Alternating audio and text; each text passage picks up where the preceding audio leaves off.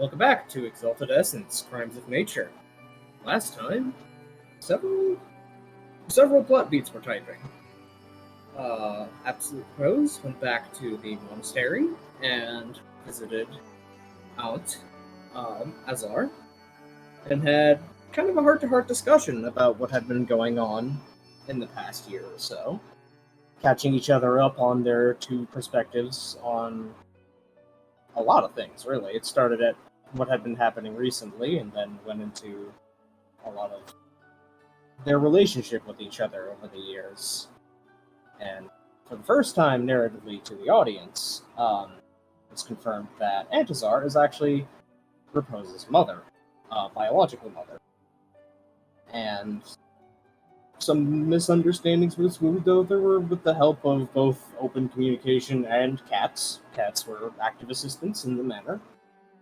And tensions were diffused, and Rapose was sent out with a encouragement, promise to see if he could be enrolled in learning the Arms of the Unconquered style, and a ask of, if you get an anathema's neck and your break a verdict with it.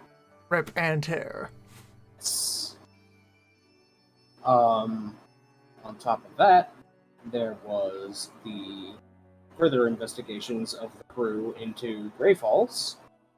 Angler and Milan went and visited the long-suffering satrap and gave the good, bad, and simultaneously ugly at once news of the past dealings down at the Gonzoda Redoubt, the results of the scheming of Tyrant, the war striders that had gone missing, the cleansing of the area of the Unquiet Dead, and some high-stakes haggling was had over, a chunk of the river being given over to House Venif, in theory via House Sinis, in theory under the Scarlet Empress, but real politic kicked in.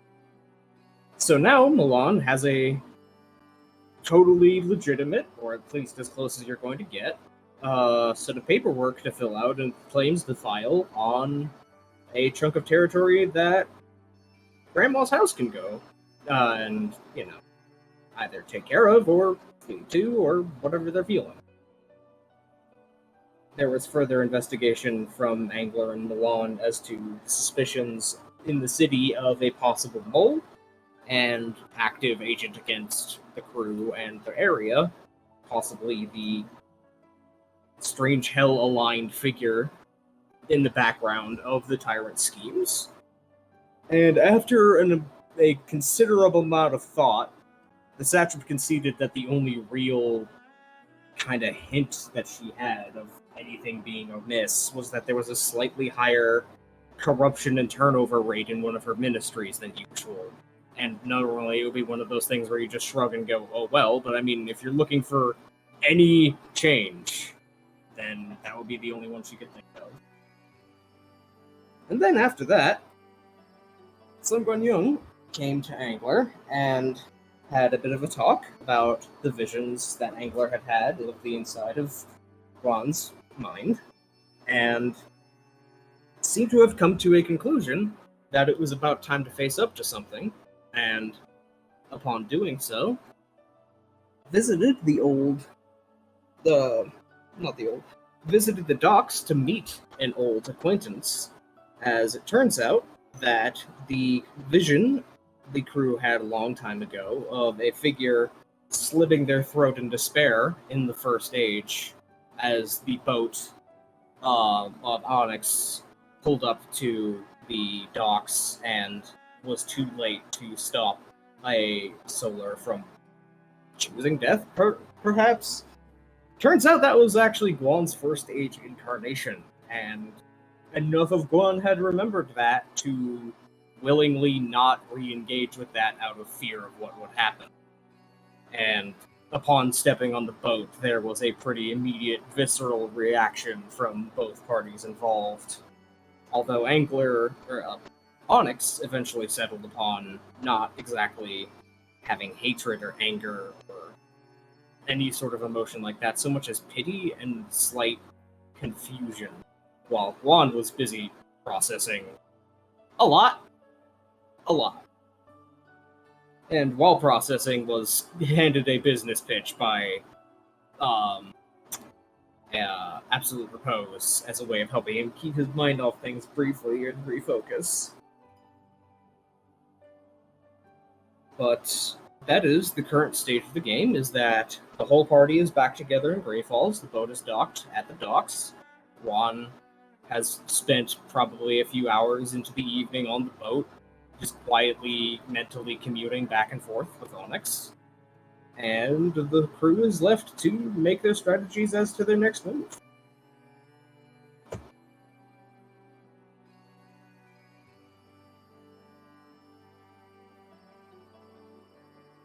We know where he is. Who? The Ruby Tyrant Gauntlet. The exact location of Tyrant right now? No. Yeah. We should go find him and punch him. Was it again? Yeah, well, we absolutely should punch Tyrant. Which ministry was the Weights person and in town? Measures. Weights and Measures, okay. Do we have any leads? The major leads you have right now, to sum up, are the mole in the ministry, if that is correct. The activities of the Infernalist have led you to believe that they are somewhere out here. Otherwise, there is the fact that Tyrant can only have gone so far with one or two War Striders in tow, so there is the open possibility of trying to track where he went in the underworld.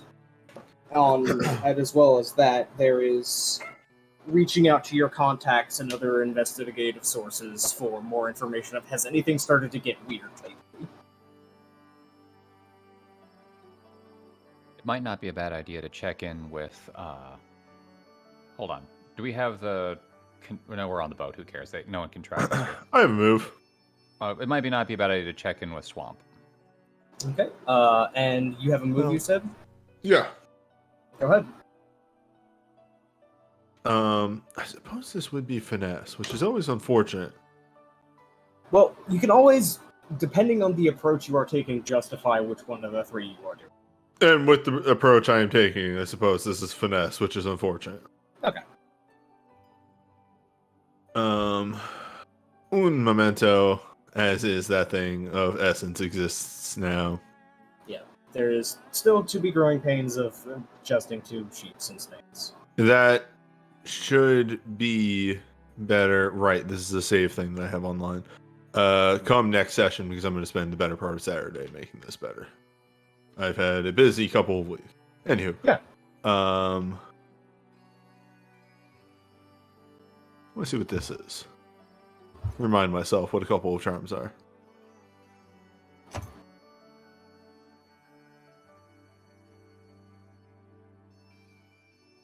Alright, that is a who can I what. This is... Well, what's your play? You might not even have to roll dice. Yeah, just up front, what is the idea before we get into the mechanics?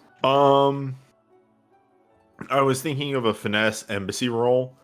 To actually do the thing that Obsidian hasn't done since very early in the campaign of, I'm going to talk to various merchant contacts and be like, hey, is there any parts of the area that, we've been gone for a bit. We went to Gonzoda and came back. Hey, is there any parts that people have been avoiding because there's been some bad air around them lately? Okay. I don't have your sheet open on hand. Do you have the contacts, or what merits do you have again? Well, technically, I have a 5 in contacts because I have Guan. Right. Works. Here we go. Contacts. When gathering information, you may add the merits rating to your roll. So it would be finesse plus embassy plus 5.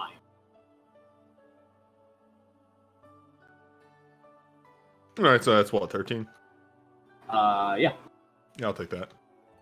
And yeah, I don't have an exact information gathering thing. I have a lot of things for mercantile bargaining, but nothing for for investigating. sifting for investigation. But hey, 13 ain't bad. 13 ain't bad.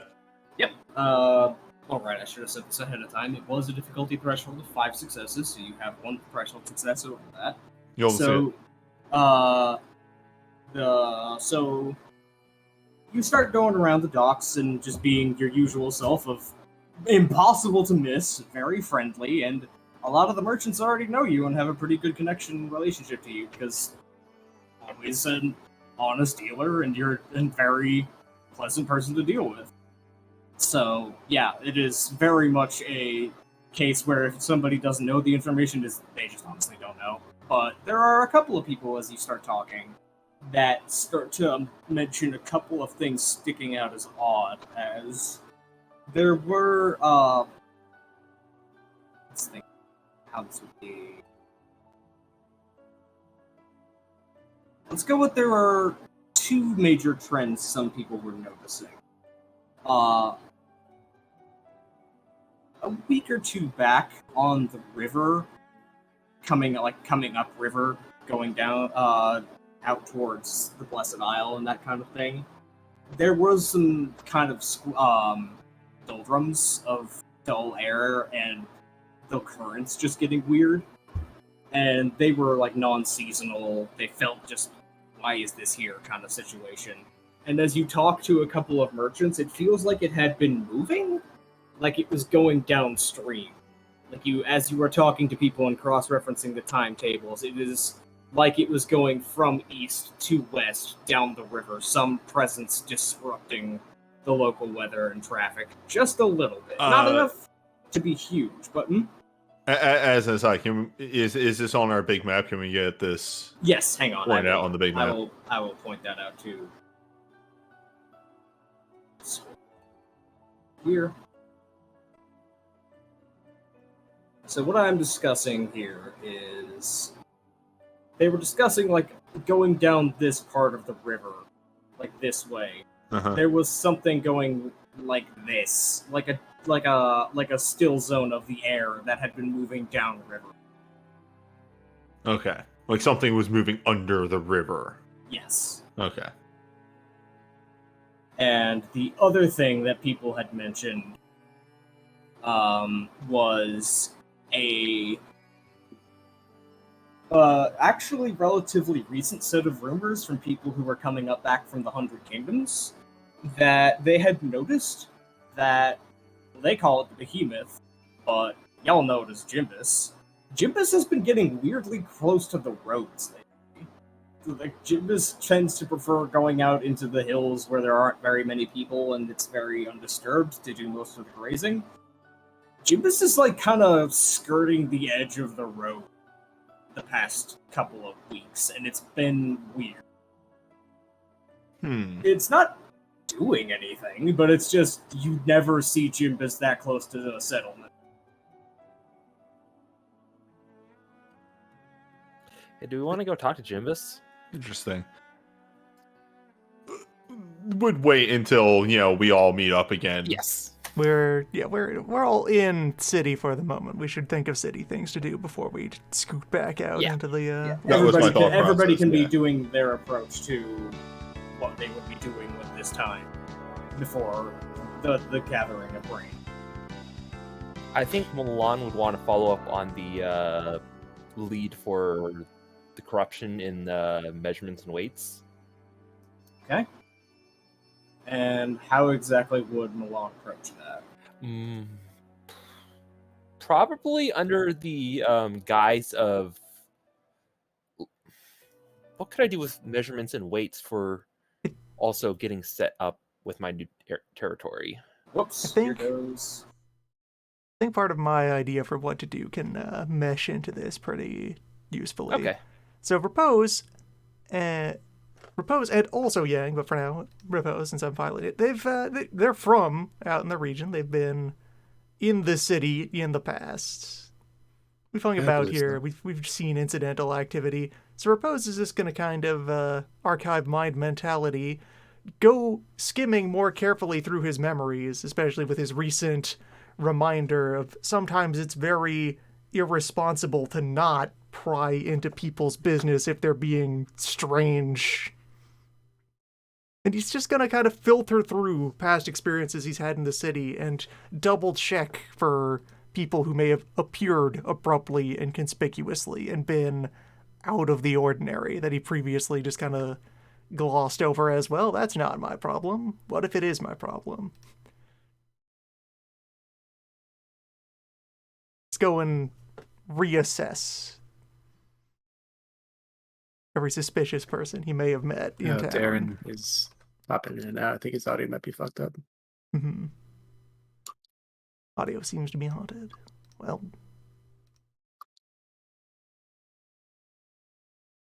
You hate to have audio, yes. Yeah, it kind of sucks. Hey, Sana, Yeah, that's it.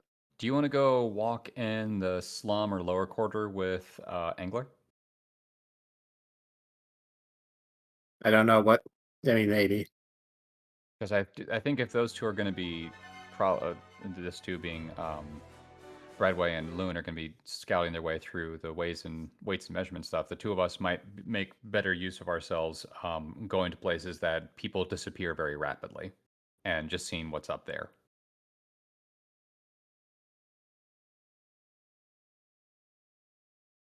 Sure.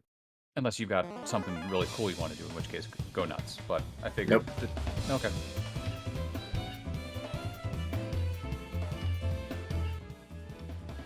well, we're not going to commit to do anything until the DM is back in the call. So, Oh, yeah, I understand. It's just more of just talking, just Like to planning, kind of it's plan fine, a yeah. little bit. Yeah, I don't really have anything to do with Yang, so if he's needed anywhere as a support thing, it's fine. Mostly that, much like how Loon was talking about how Repose understands this area, you, being Thousand Miracles Yang, also probably have wandered the city quite a bit, so you know more about the back roads of this place than probably anybody. we can form teams. Get up to antics. So it turns out you put a night vision scope on a combat shotgun. It does not make it any more accurate. Now you can see in the dark, though. There's that.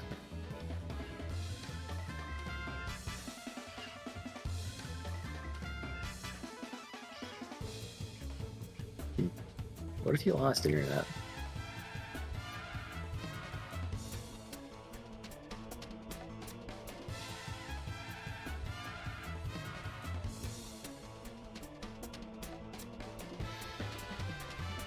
That's actually a good point. Can Yang talk to Jimbus right now? Does Yang have talk to animals, and does Jimbus count as animal? Well, I mean, in essence, I don't think that it exists, but it's been pre-established, so... Oh, hey. Okay. Testing. Hello. Hello. Okay, there we go. Have you expelled the ghosts?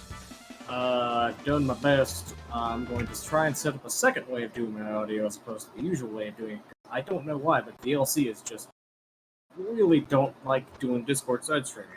Hmm.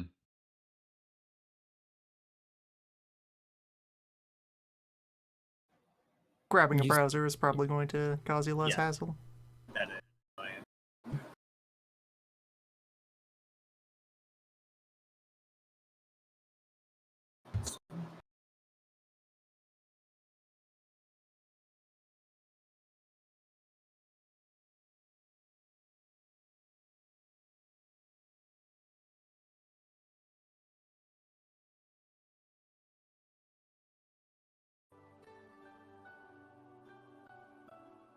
Alright, there we go. I apologize for that interruption. What was Repose proposing before my headphones and audio exploded?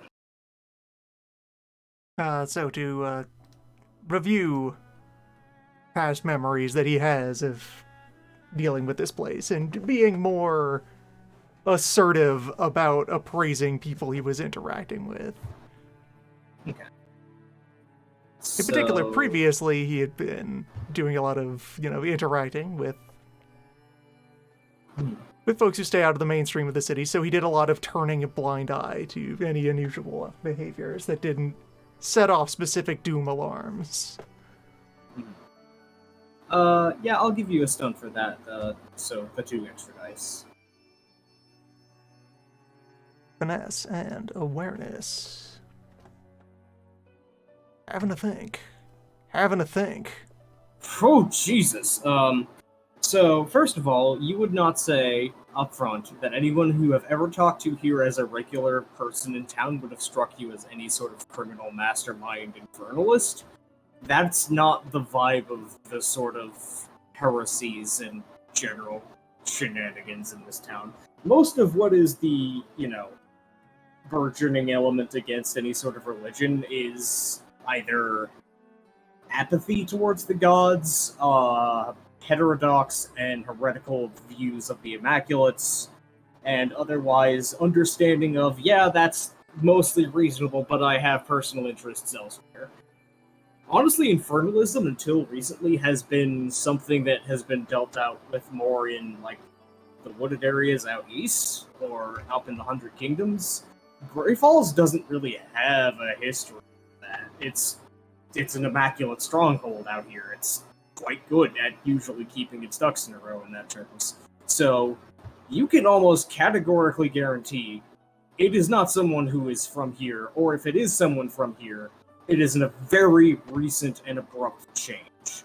So you would Alright, put so in particular, then, with the large numbers going on here, I feel like the good follow-up question I can build into this is, so anyone who is being conspicuously over pious, anyone who is making a point of keeping themselves off of anyone's lists for misconduct. Again, of your regulars, doesn't seem like there's been a shift in that sense. In terms of the general vibe around town, there is a slight sense of, how to put this, subconscious nervousness. Like, it is not so much that the priests are all being more pious than usual to cover something up. It is more that if the priests are being more pious than usual, it's because something at the back of their heads is gnawing at them that something's not right. Something that they may be able to consciously sense on some level, or be subconscious, or at the edge of perception, or something they haven't strung together all the way. Something is wrong enough that people who have good attunement to the spiritual and the religious are all kind of on edge, and if you asked them point blank, they probably couldn't tell you why, and wouldn't even really notice that they are. But there is just this sensation that something is rotten in the state of Denmark. There is a particular thing somewhere in this city that is got some doom stench on it. Vague, pervasive stank. Mm-hmm. Following up on that, would Repose happen to have any regulars or people they've acted as an elder to within the bureaucracy of this town? That would be up to Loon to decide. I remember that Repose tried to stay out of it.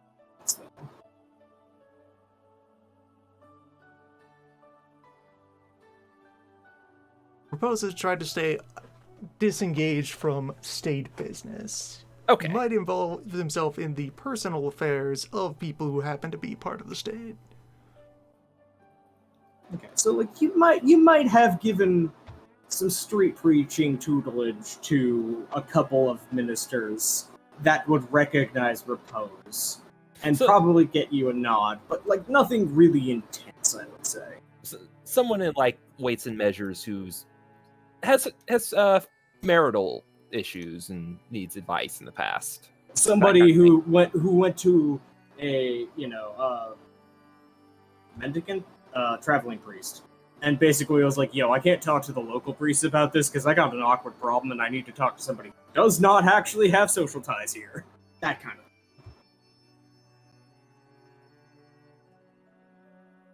So yeah, you would probably have exactly one in like that, with that many successes.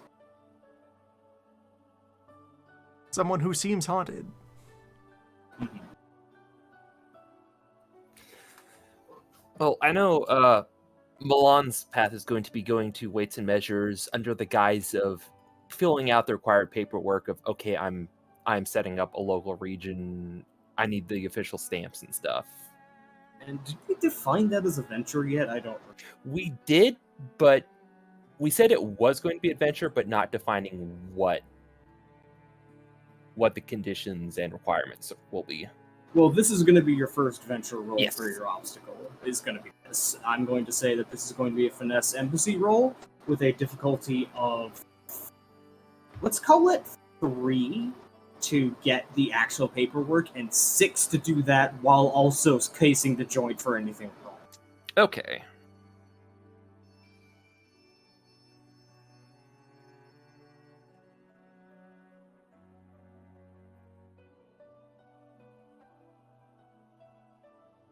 Actually, I'm going to use Deft Official's Way to reduce the difficulty on this venture by 1. Okay, so that's 2 and 5.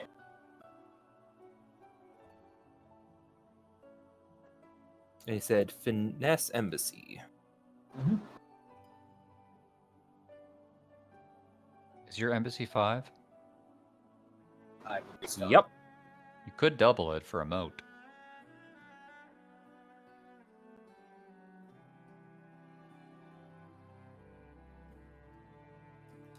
Oh, yeah. Right then. So that is 13. That is 2 moats spent. That is 8? Or like 9, 10, 13, 11, 12. That is 12 successes. That is 7 threshold successes over the higher bar. So you have 7 successes banked for advantages in this venture already. Okay.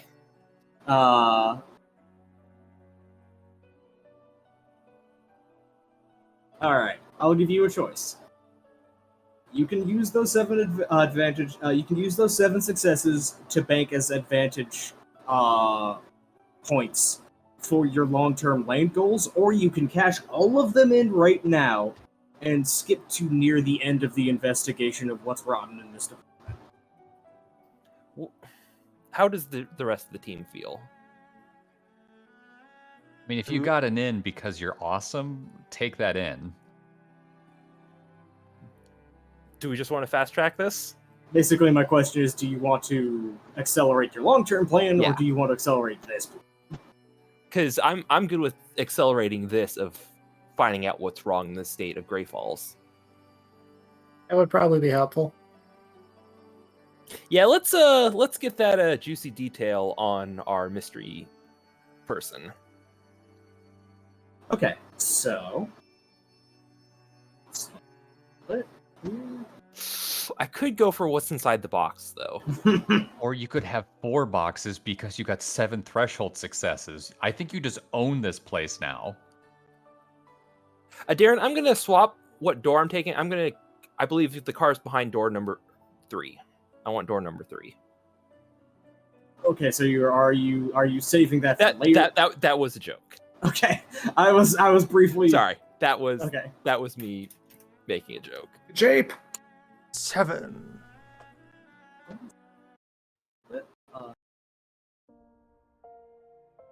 So, what you find when you go into the weights and measures department, first of all, and just kind of a hurricane of paperwork.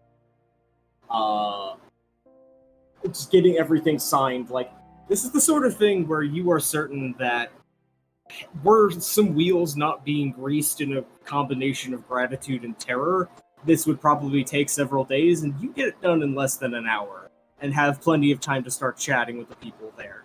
First of all, one of the first things that you catch is you immediately, over, like, discussion of who you are with, identify the person in the department who Repose has met before. They're like, oh, okay, so you're with them. Yeah, okay, yeah, no, I know him. Seems like he was very helpful.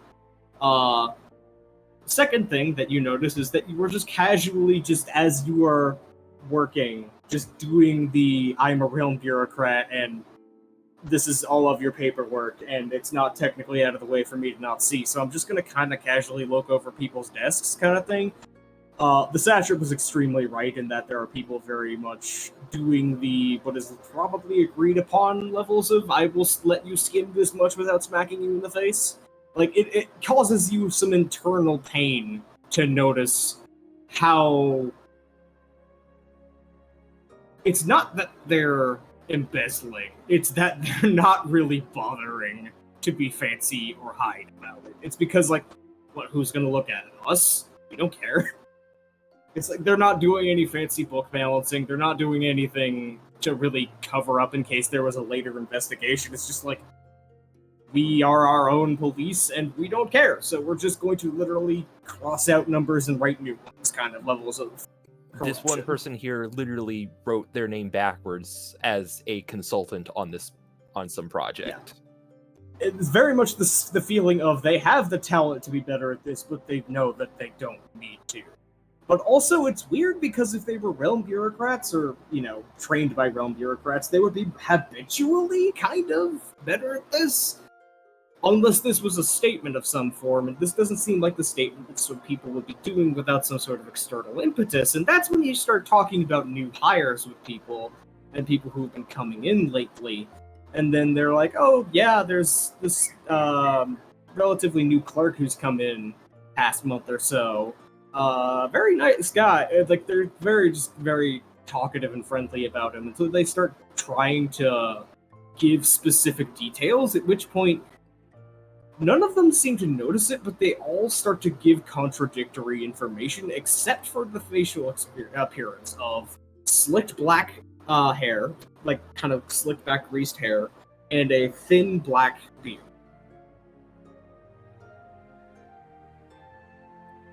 Fuck.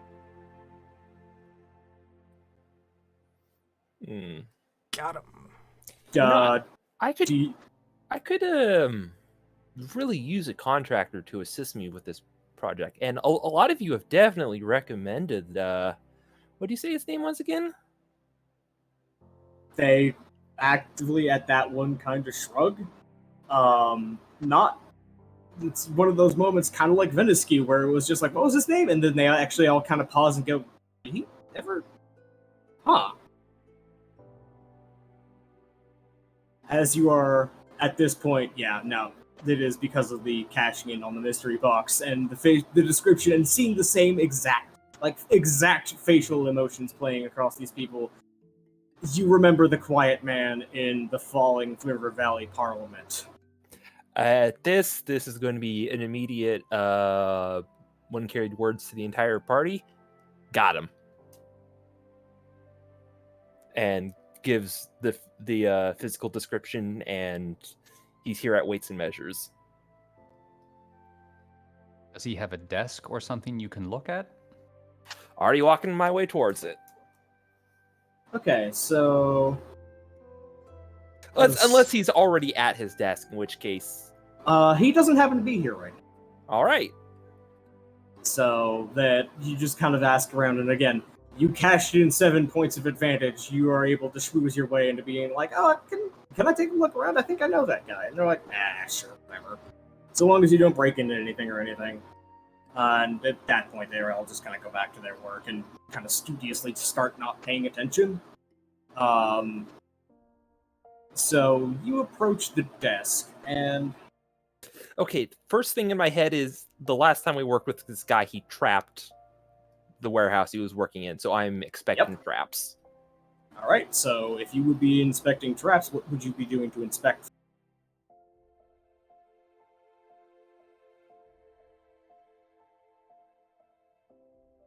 Good question. Okay, so the way that I think this, he's an average clerk, right? That is what his current that is how people are thinking. Yeah, he's just a clerk who showed up. That obviously means then people are going to come to him, whether talk to him, whether it's his supervisor or coworkers or something. So he's going to leave a very specific blind spot so his cover isn't immediately blown and his coworkers gets hit by the trap. So I need to approach his desk as a coworker would. All right, that'll get you a stunt on your roll for finesse awareness. It's actually pretty smart, yeah. And stunts are 2 dice, right? Stunts are 2 dice, and they can be cashed in for a couple of other things, but primarily 2 dice. 6 successes. Okay. You are able to just barely, as you are approaching the desk from the angle that you would expect people to normally be approaching the desk from, kind of slip up and look around the desk and think to yourself, okay, so he wouldn't have a trap that would go off so sensitively as to accidentally fire at a coworker if he wasn't there. He wouldn't be that paranoid because that would blow his cover if he wasn't there to manage it. So long as you don't interact with anything on the desk or around the desk, then you're almost certainly safe. Just do the supervisor lean in. So, and especially when you can generally view, like, you can actually have, with a roll that good, like, a look at the floor, and you see some of the varnish on the floor just ever so slightly scuffed more to show the desire paths people walk, and you make sure to stay in that line as you approach this desk. And then specifically look at it, start calculating the blind angles and where anything would have to be to not be able to go at the blind angle. And you would guess that it would be the bottom right sliding drawer from the sitting position would have sensitive material. So you're able to start walking around the desk and give a couple of evaluation looks at it. First thing that strikes you is all the paperwork that is on top of the desk right now and is in the middle of being sorted and filed out is I's are dotted and T's are crossed. Like, it is actually all quite well done. He hasn't left any PPI out. No, there is nothing compromising, there's nothing anything. In fact, again, compared to his coworkers who are now all getting kind of sloppy about the corruption, it's actually very much just straight to the point. This is normal paper. Now, when you look at his desk and you start going towards the drawers, you know for certain that if you would be in danger from any angle but the one you were at, then if, like, again, bottom right drawer is danger, that means top left drawer is probably fine. Which would also likely mean that whoever would put stuff in that drawer would only put stuff in there that would be safe to be seen. Or safe, air quotes. So would you open that drawer? Absolutely not. I am waiting for Yang to get here. Yeah, I probably would be on my way there at this point, right? Yeah. If there was an all call and Yang would respond to it. Milan is taking in as much visual information and then backing out. Okay, so basically all you can get without any sort of invasive look is that this is the sort of clean you see in a bureaucrat's office in the realm when they've got something that they don't want people to see. You don't have... This is staged. Yeah. This is the sort of orderly that you don't see naturally. This is someone wanting to put out a good impression, rather than this being a resting state.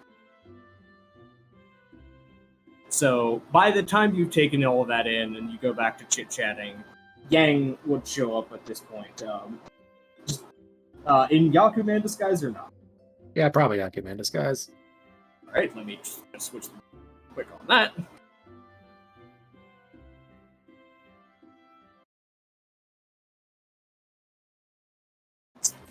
Absolutely, probably going to be relevant.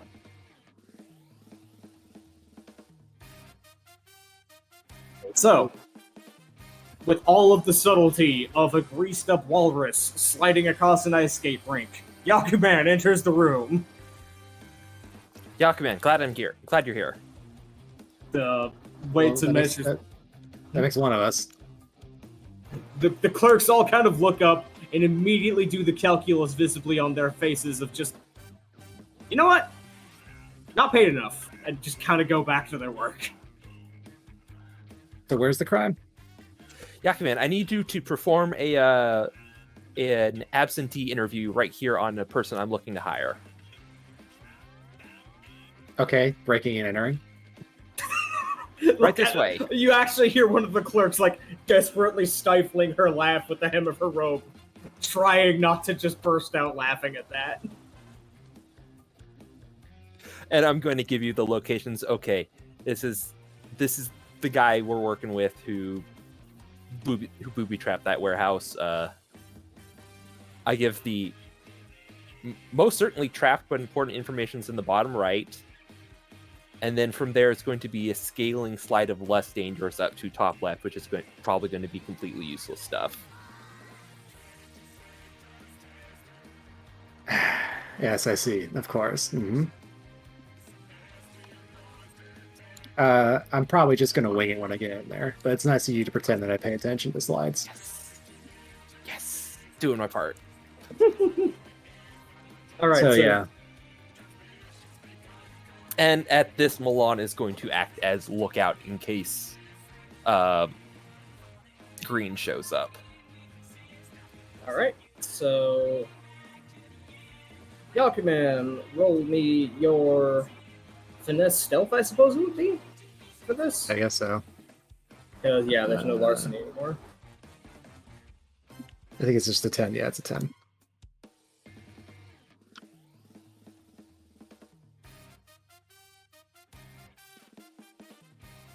Y'all are rolling hot. Okay. So which drawer on the scale of, on your scale of 1 to 4, with 4 being the most dangerous drawer, that from your estimations, which would you start with?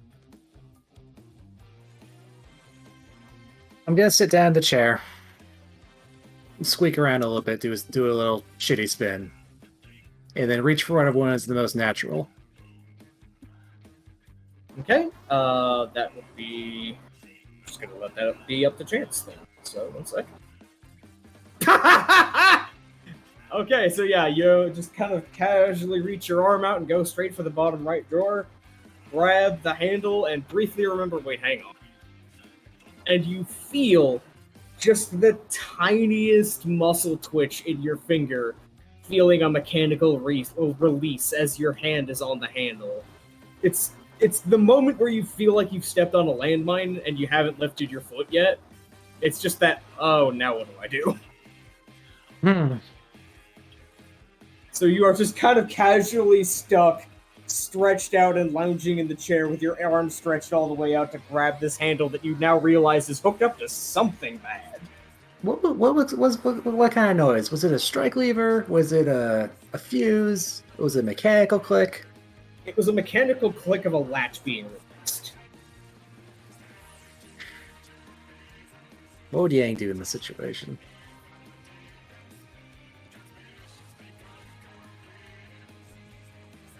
Okay, so while keeping his hand in the same exact position, his hand is now the pivot point for his entire movement set. Yep. He's going to stand up and get in discus throwing position. Oh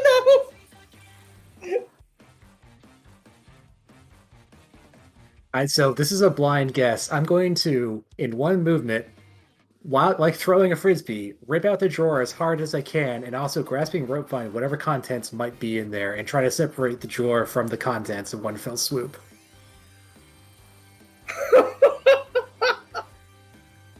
So I'm just gonna whip this explosive drawer against the wall and hope to God I can catch whatever's in there. Is there a window? Yes, there's a window. Well, it's going out the window then. What do I even call for this for a roll? Would this be? I would say this is a force approach. This is force in every sense of the word. You are being very direct. I guess this would be athletics for like quickness and deftness rather than physique and liftingness. Can I make a ranged combat roll to aim the drawer out the window? Yes, actually, I will accept range combat for specifically focusing on getting the drawer itself out the window. And then maybe I can use finesse for like the sleight of hand needed to try and separate wherever this is in the hopefully brief time I have before it goes off and is in the air. Okay, yeah. Finesse ranged combat with a 2-die stun. Alright.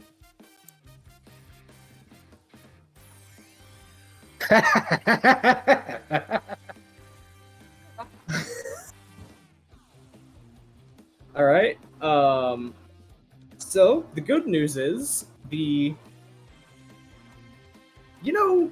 time slows down effect adrenaline when you realize that something really needs all of your attention and your brain just kind of overclocks and all of time seems to go faster. Yeah, that's why I You're carefully slower. got in a position, because I knew I was about to do this on purpose. So the good news is that kicks in really well at the right time. The bad news is when you start to pull out the drawer, you notice several things at once as the drawer is being drawn out, and you see the light casting in. The first is that you see the latch that had been removed. And the latch was for some vial of something to tip over and begin to pour in onto the contents of the drawer.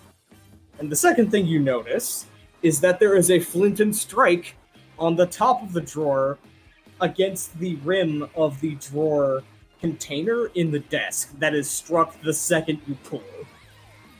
And then you smell oil. Classic. This is the classics of document evidence destruction. So, desperately, you are, like, this is, with 7 successes, there are 3 parcels of information. There is a stack of what looks like paperwork, a stack of envelopes, and a box. You get to pick 2 of them to save. Can I get one more nugget of information on this call? Sure, yeah. You Do may the ask envelopes look at anything like the ones we've seen previously? black envelopes, yes. Those could all just be empty. Those could have potential letters in them. So we're doing the Chimera Ant arc slowdown time thing. Yes. I want to flash back to Milan nerding out about the different sort of manila envelopes you keep documents in and which ones are more likely to have anything of substance. Oh, so about an hour ago? Yeah, about an hour Yeah, ago. we can jump back to an hour ago. I just happened to have this conversation earlier. I will let this be a retroactive, let's call this a retroactive Force Embassy assist roll on your roll from Milan. Extra successes can be added as your dice to this roll. 5 successes. Roll 5 Now- extra dice. What you're going to want is, I know it might seem it, but color is very important. Jesus Christ. There's a gradient of hues in Manila that people subconsciously use for importance in documentation. Oh my god. This is what happens when I put the Brute Justice music on out loud. This is what happens when the dice hear this playing. Okay, so you can tell me the sick-ass way that normally you would think, okay, I only have time to save 2 of these before the oil and the fire light up one of them to beyond destruction. What is the sick-ass thing you do to save all 3? I turn my thumb into a log and I jam it in the liquid bottle. Or where the fire would come out, probably. And then let it char on purpose, so because you can't really burn it more than you can, right? I mean, just your normal human finger would perfectly serve with, like, that. Yeah, you know what? Yang's just gonna fucking lick his finger and plug it like a gun barrel. As the fire is going up into the bottle, up the trail of oil, you smack your thumb into it as it ignites in the bottle. And, well, the good news is that as it sails out, you're able to basically twist your hand so the documents, the envelopes, and the box all fall out, soaked in oil, but unlit as of yet. The bad news is, as you do this, the way you do this requires both of your arms to be in the box with your hand contorted in the bottle as it is sailing out. And there is a brief explosion as you have canned up this explosive thermic reaction in the oil bottle that fills your thumb full of shrapnel as you let go of the desk, and it hurls out. And it goes out the window, and as the flaming glass and oil shards are going out into it, there is another reaction that you didn't have time to recognize and you didn't see because of everything underneath it. There was a false bottom on that drawer, and at the bottom of it was some sort of alchemical powder. And you don't know what it is until it explodes into a very violent viridian green flame. At which point, well, that narrows it down a fair bit.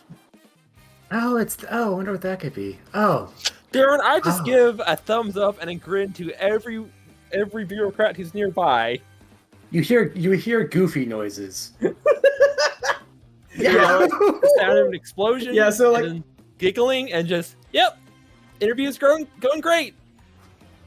They have the only one who is not looking, like, all of them are just very carefully looking at their desks, aside from the woman who's barely trying not to laugh, who has basically just put her arms down on the desk, head on them, and is just giggling, muffled and uncontrollably.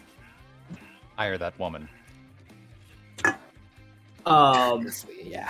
So yeah, Yang has some slightly on fire, but mostly just glass embedded shards in probably like the I'm left gonna thumb. look at any of the envelopes. I'm gonna storm downstairs and go, Milan! Ah! He gave me the spicy bureaucracy! Ah!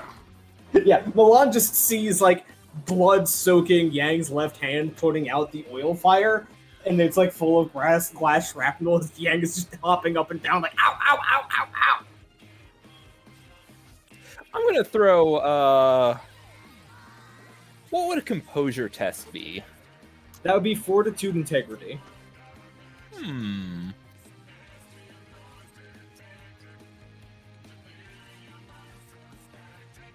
Milan is also freaking out. Yeah, no, that's a botch. Milan is just completely losing your shit. Okay, you volunteer one very important piece of information you would prefer to stay quiet. What is it?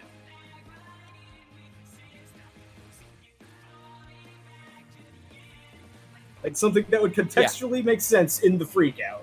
Yeah. He gave you the really confidently gave you the spicy hand.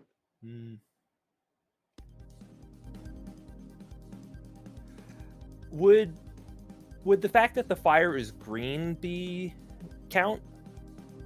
That Yang's arm is lit in green fire? If you tipped off that you understood what that could mean, I will count that. Like the fact that you are Okay. not surprised by the fire being green, I will say will count. Yeah, anyone watching would... Milan just completely glosses over the green fire and is more focusing on the shrapnel. And anyone who knows, like, wait, that's green fire. Why Why are is you it- not panicking or confused? Yeah, Milan lets know, like, Milan's almost expected this green fire. So yeah, like this is not actual health damage I'm making you take. This is scene like fluff damage. Comedy damage that I can undo later. Yes. Note Are that the this is others- basically only done to Yang because Yang has goose style and thus I can do this to him. He's also like canonically have torture training, so he's the most likely to go, I should just use my thumbs. Yep.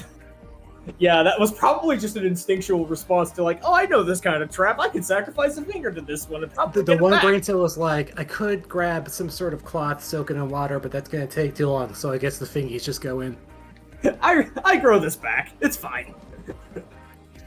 Fingies grow back. Are So the yeah, rest like of you- us there yet? Yeah, Milan runs up, probably starting to pull bits of cloth or like tearing a bit of a sleeve as Yang is pulling out first aid kits and just starting to like wrap around and like Stop being treat the peroxide on my hand. the blood beginning to boil up. Just Milan points at one bureaucrat and yells to go get a first aid kit, while Milan pulls Yang into the office and starts gathering up the contents that got spilled on the floor. Could you go boil some water, please? Or something. like several bureaucrats scatter at any attempt and any excuse to get the hell out of here and not be like proximate to whatever the fuck is happening here.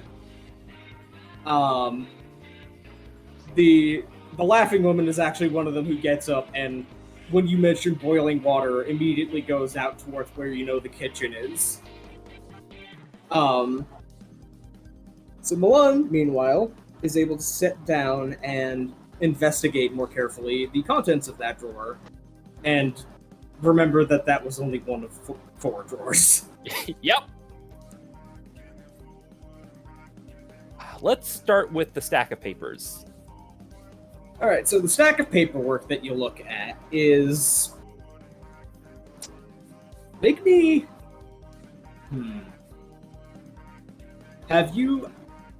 Okay. Have you learned Old Realm yet, or have you still said no? Specifically, no. Okay. It's Old Realm. You don't understand a goddamn word of this. Shove that into a pocket, give that to Repose later. Okay. So I feel like since we're one explosion into this process, there may be an Yeah, I opportunity think the for- crew, if you want an excuse to start showing up, a small ball of green fire coming out of the window of the Five-Wind Throne would probably be a good sign for you to be. When one of the officials is running for the exit and opens the door, Repose is just like immediately spilling in through the door as it opens. Hello, friend, you seem troubled, and just kind of flow on by. There is Just actually let like the myself response in. from the officials, just actually like falling on the knees and praying to you and the sky for the timely intercession. Just kind of falling into blubbering of just like, I don't know what's going on, but I'm frightened.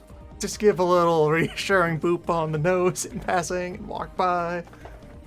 How many stories up is the window that exploded? Probably 3 or 4. Okay. Can it be that Angler and also Obsidian are roughly the same point outside and we see that? Yeah. Obsidian, throw me at the window.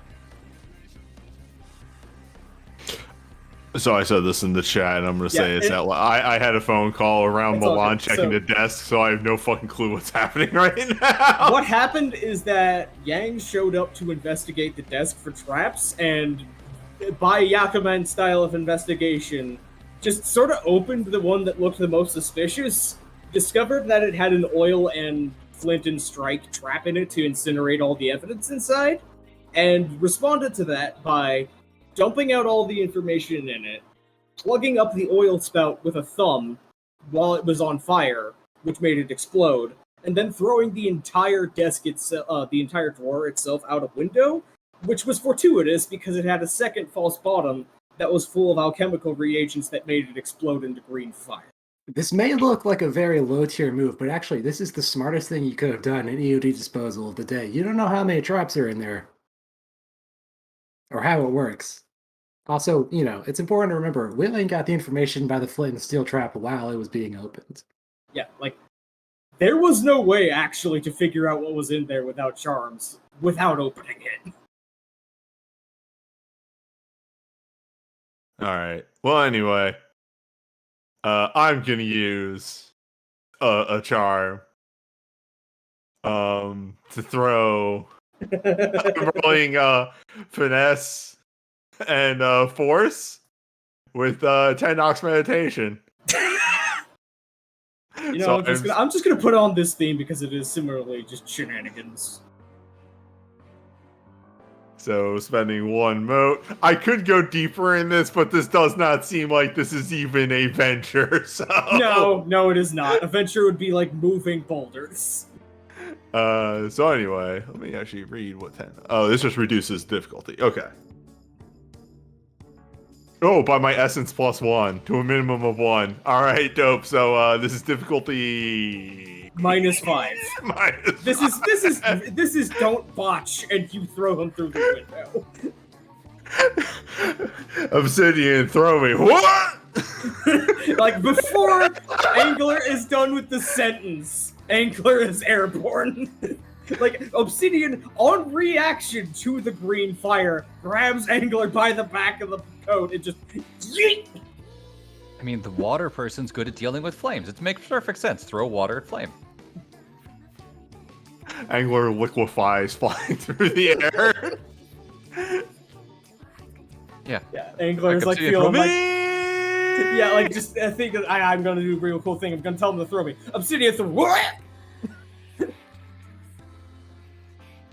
So, shortly as, right around when Repose is walking into the main offices, there is a loud thunk from inside, further in, as Milan and Yang turn around to see Angler landing and tucking into a dive roll across the floor gracefully, like not actually managing to stake the landing of just like, okay, I'm good. Angler, envelopes, toss. Tosses them right back. Where was that from? Points at the drawer. Points at Yang's arm. Okay. Does a double take of the arm. We'll get back to that in a minute. Angler's going to walk over and get about 10 feet away from the desk and use... Where is it? Feeling the dragon's bones to just get an idea of seeing the inside of the desk to see if there's more traps or anything in there. Okay, top left one does not have any traps in it whatsoever. It has some massive stuff. It's difficult to tell at the resolution that you feel. 2 feels like it has something, and you have to focus, but it is basically a trick opening on the drawer where it will only open so far and it will feel stuck. So you reach your hand in to get it unstuck, and then you brush your hand up against a kind of a inward bent razor, so you can't pull your arm back out without having it shredded. Wait, I stuck my hand in? I was staying. No. I'm describing what's what the inside. is. Okay, Basically, gotcha. if you don't know exactly how to put your hand in that drawer, you'll basically be stuck in a serrated blade and have to drag it back out through the blades and get your arm torn to pieces. Got it. The third one is suspiciously, like, after an exploding drawer and the second one having a blade, when you see nothing in the other drawer, you are immediately suspicious until you realize that the texture of the inside of the drawer feels different to your seismic sense.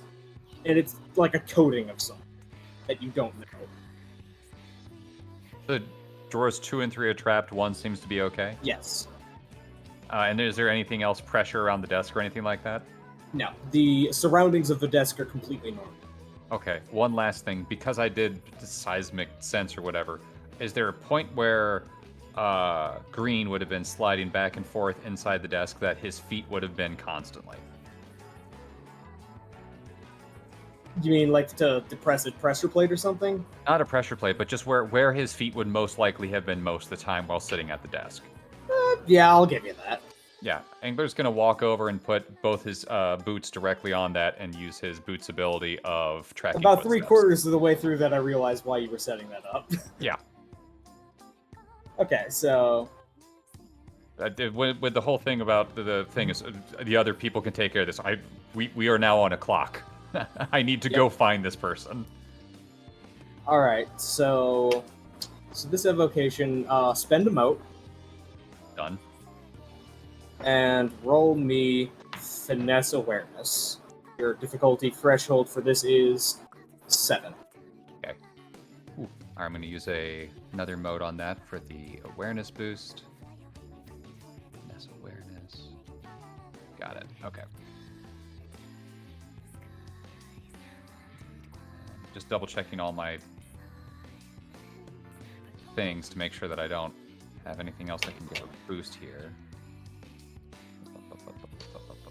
That's a lot of charms. No, I do not want to launch that right now. Clippy, go away.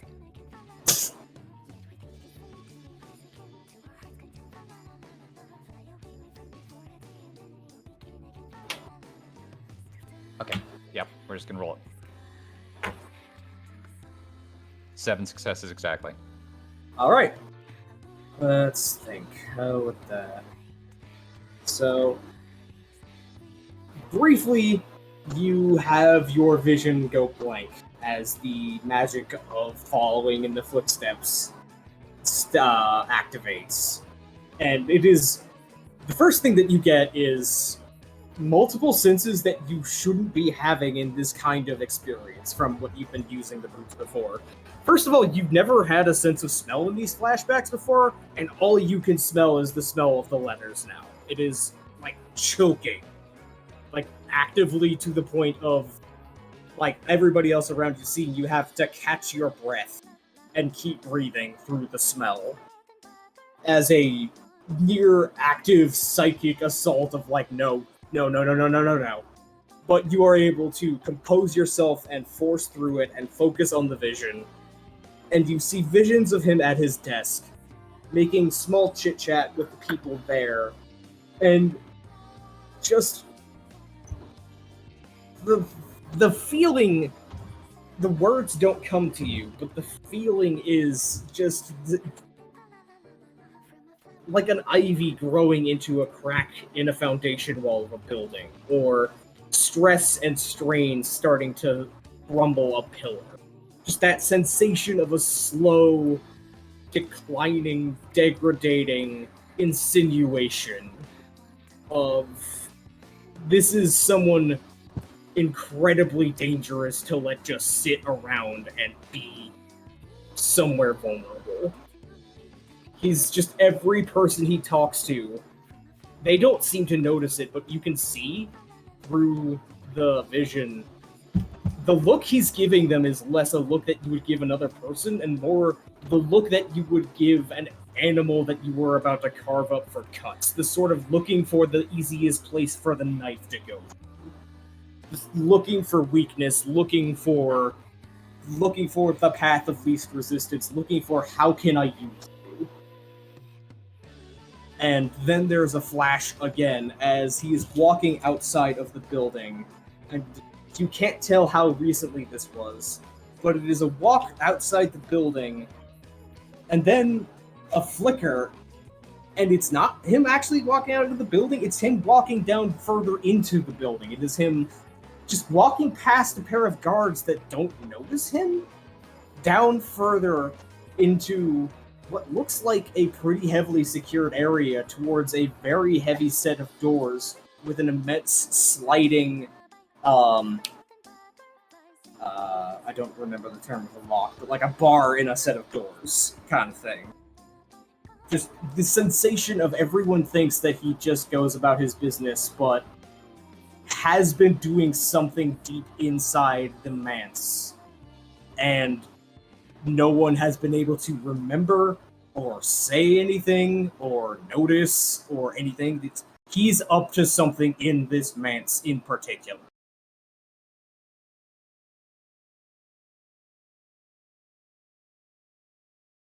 He's here, or at least nearby. He probably knows we're onto him then.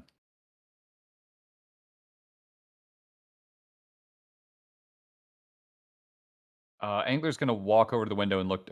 I have a rough idea of where that the place he's going to is. Correct? You know that it is down and secure. Okay. It's at this point that Obsidian slams through the door of the office. Bang!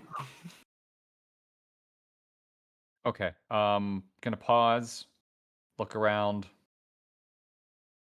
kind of juggle which person to grab, and then just realize obviously who the most obvious person if I need to get somewhere is Yakuman, and walk over to Yakuman. We need to go find some place and bust in. All right. Where? Down. Like sewer down or down, down? Like down. Like at the bottom, like there's a secure place in this manse. But we all need to head that way, but you and I might need to leave. Well, actually, you know what? I'm going to take that back. This is Obsidian's job. What am I doing? Obsidian's the best person ever to talk to people. I can I'll unfurl a map of Great Falls because I have lived here for quite a while. I've probably explored most of the paths you would go to get out of attention. Yeah, but you would not know the inner workings of the manse itself. You would have an idea, but you would know like secret ways in and out that you would be able to identify from ground level, and maybe a couple underground. Well, it just so happens that I have another charm just for this situation. Yep. So anyway, Charm. I have a quick question. Is this manse in the basement of this building, or is it the manse of Great Falls? The man that would you are in the manse of Great Falls. Okay. These offices are part of the manse. Right.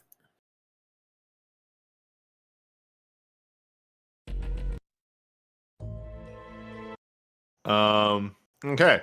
So whatever initial guards that we have to get past, So like the group approaches the guards and Obsidian is there and he is large and he is pointing. And I'm going to use well obviously it's presence, but presence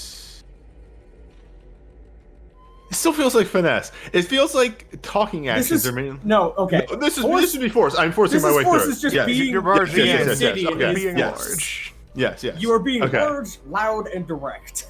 So I would walk up and would just like you all think I am immediately going to smooth talk over and just immediately hand on Milan's shoulder, slides him over.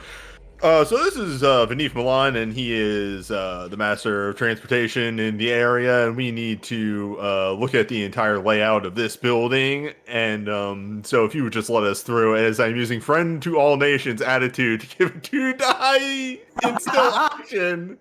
You friend of all nations. This is how it works. I'll also give you a stunt on that. Yeah, gain 2 dice on an instill action to give a target a positive tie towards the Exalt, their Hearthmates, or an organization they belong to. Yep, I'll give you an extra 2 die for the stun. So that's 14. Yep. As a general rules, note that we have not hit yet. Jesus! Hi, hello, I'm Milan. Nice to meet you. Yeah, like this fucking mammoth of a man just kind of picking Milan up and putting up in front like a prop. Hello, yes, this is the employment man. We need talk. Go fast. But, as a general rules note that has not come up just yet, there is a maximum of 10 dice you can ever add to a roll, and a maximum of 5 bonus successes you can add to a roll. Those are separate. We have not hit that yet for either, but to keep in mind, you can't go all the way nuts. But yeah, this is just, I'm just gonna hand wave the social interaction rules on a roll like that. Just, the person is just kind of immediately questioning, well, what do you do? It's just the sheer combination of Milan being who you say that Milan is, and that being socially impressive, and then the 7-foot mammoth man being very insistent that it is time to go down to see the important things, like now, and being really kind of intense about it, yeah, that they get out of the way. Yeah, the visual I was trying to get across, aside from being large in there, is Obsidian is talking constantly and fast and loud enough that this man cannot get a word in edgewise. Yeah. Side note, I would like to slip in before we all get involved in basement adventure. Repose, just during our last moments in the office, is going to take out just a very tiny axe and then go to town on the rest of that desk and dismantle it thoroughly. Alright. Tiny axe, Important the size of a documents large out of it. axe. The rest of it is expecting to not be axed to shreds. Yeah, I'm not gonna make you roll for that. If you are just physically destroying the desk with knowledge of what to avoid, there is no roll. The one thing to keep in mind would be third desk, when you are dismantling it, you notice that there is a thin coating along the inside of what looks like some sort of oil or polymer suspension of a powder. And just from a look at it, you can almost certainly guess poison of some kind. You don't know what. Yeah, so wrap up the debris from the poison wood into like a separate sack and just leave instructions for the folks here to take all of this outside and far from anyone and have it burned. Avoid inhaling the fumes. Mm-hmm. The desk was haunted. It has now been purified. Alright, and the rest of what you get is another bunch of miscellaneous supplies, and a small, another small kind of jewelry box-sized box, a couple of other papers that are involved with the paperwork of bureaucracy of the realm, of the Grey Falls, and that would be all in that desk, right?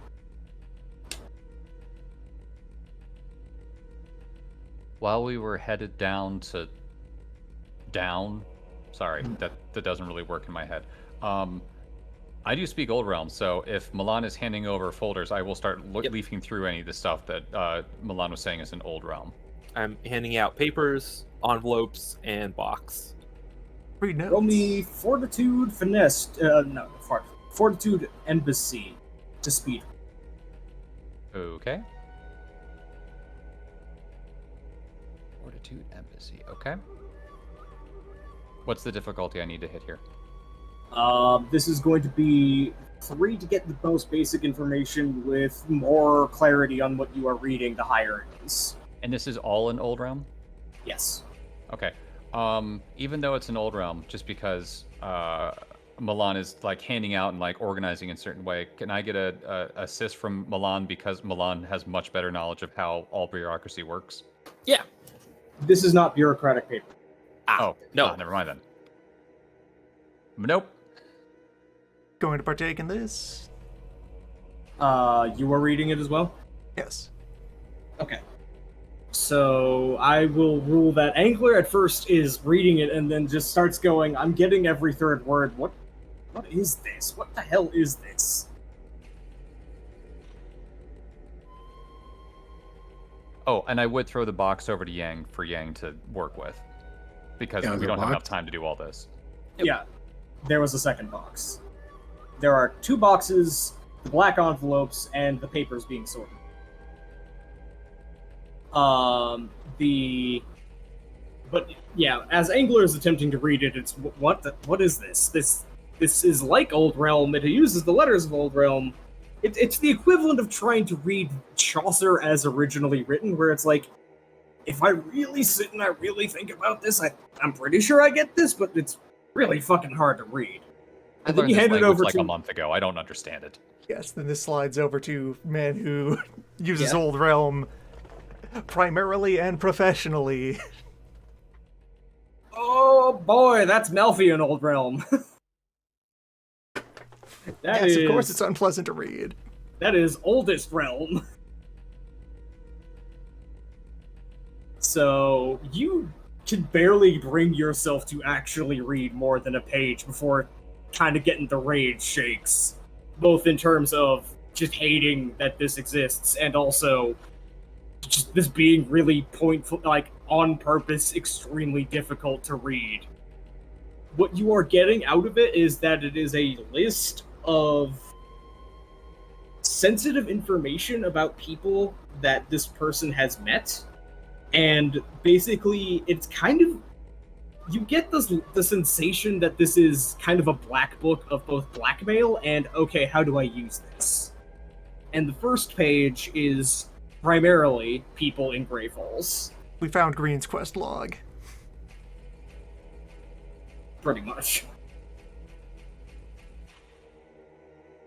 And it's all incredibly, infuriatingly rude. Okay, so It will kind of be half crumpled back into a folded state and then stowed somewhere.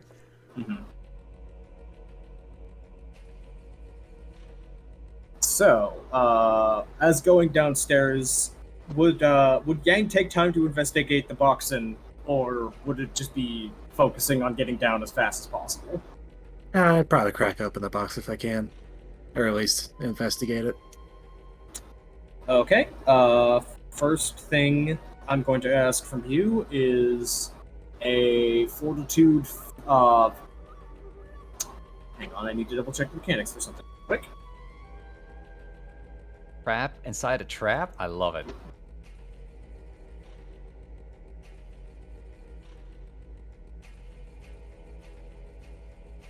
Yeah, fortitude physique roll, please. Difficulty 7. That's not good. I'm only rolling 6 dice. You got any physique moves? Nope. Well,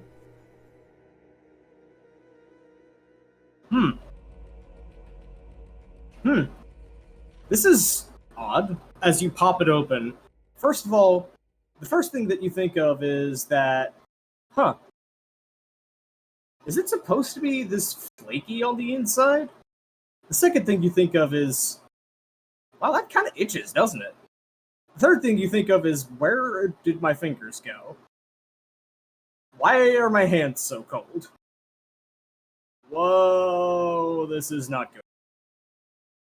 As you very quickly realize that you are very quickly, like, even for your incredibly comprehensive knowledge of poisons and venoms and contact venoms and diseases, this is, like, alarming and terrifying in how quickly you can feel it travel through your blood and your nerves and your meridians up your arms and just start making your body kind of shut down. That's new. Roll me a finesse sagacity rolls to figure out what the hell is happening to you. Any of us make that roll, seeing what's happening, or no? If Yang explains what's going on in time, yes. I guess the dice decide I don't. Well, no, actually, you do get to be able to know what this is. It's just a matter of not being able to know quick enough to immediately start on countermeasures. You take a second, and it takes like everybody else notices that you are starting to slow down and stare at your arms for a little bit. Did no one check this box for traps before they gave it to me? That's why I was. Never mind. That's my bad. I should have specified. I thought Angler would have done that. That's why I opened up so casually. It is about at your elbow where you start to realize, oh, Yozi Venom! Yeah, it would make sense if this was oh fuck, it's Yozi Venom. Oh no. Oh no. Oh, you need help. You need help now. That sucks. Now, you do have the medicines in your cabinet to help make a counter venom for this. But you're going to need help because you don't have your hands anymore. So, you need to direct whoever has the second best sagacity score to whip up the medicine and give it to you. I miss old man. Hang on 1 sec. Milan? So, Yozi, that's demons, right? Yes, Yozi Venom, for those who have the... Guess who's been studying demonology? Yeah, you would actually have relevant information on this. I would say Repose and Milan would be the ones with direct knowledge of. Yozi Venom is basically less a poison or a venom and more a cosmological concept of poisoning and venoming. It is stuff that you get from demons that is just conceptual substance that sucks and kills you. Just the worst. You want me to cut off my arm or what?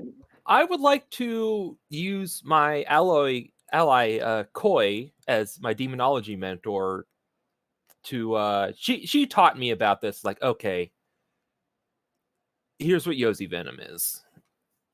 Yeah, it was in the books. You would probably have gotten that as part of a safety lecture. Yeah. You could use your ally benefits on the roll to assist. Right. And I would also say Repose has an emergency idea of what you could do to stop Yozi Venom. It's going to be painful, but there is a way of making sure it doesn't kill you. It involves lone spark lights of the conflagration, but it won't kill you. Like we really gave this untested box to the injured dude without, and no one was going to tell me that it's been Okay, so it was sagacity what? Sagacity Finesse. Sagacity finesse.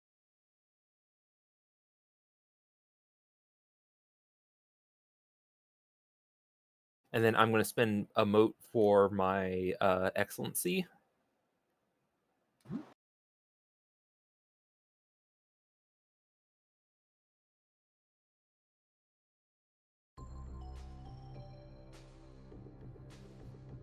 Okay, so Yang is very quickly able to drop down the cabinet from the back and just immediately give instructions on, okay, Cinnabar, Ginseng, Ganoderma, just immediately rattling off an entire list of stuff that Milan is able to start smashing together and rationing up, and give to Yang And that will be, let's see, how...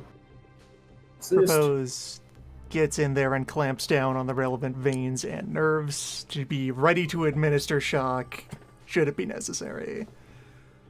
Okay. All right. Okay, Next- so for how next up. how I'm using the treatment rolls right now ad hoc, you have lowered the duration of the venom to a single round. So the one round that it was active is all that it was able to do. So Yang, roll me again a integrity physique roll with 2 bonus dice. Integrity, physique. Fortitude physique. That's a 5. Okay. Yeah, with 2 bonus dice. That's an 8.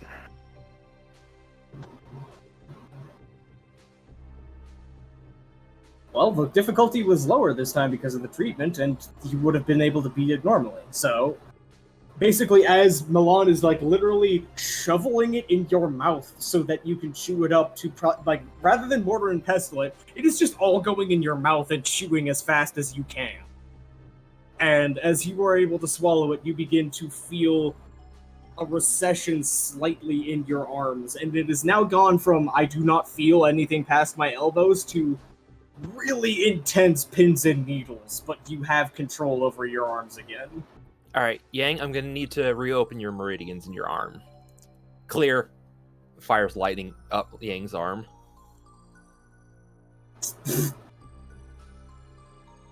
So you are now safe from the poison, and actually now, because of that treatment, they are able to handle the box and any other poison material safely enough without re-envenomation. So no fear of any sort of other things like that.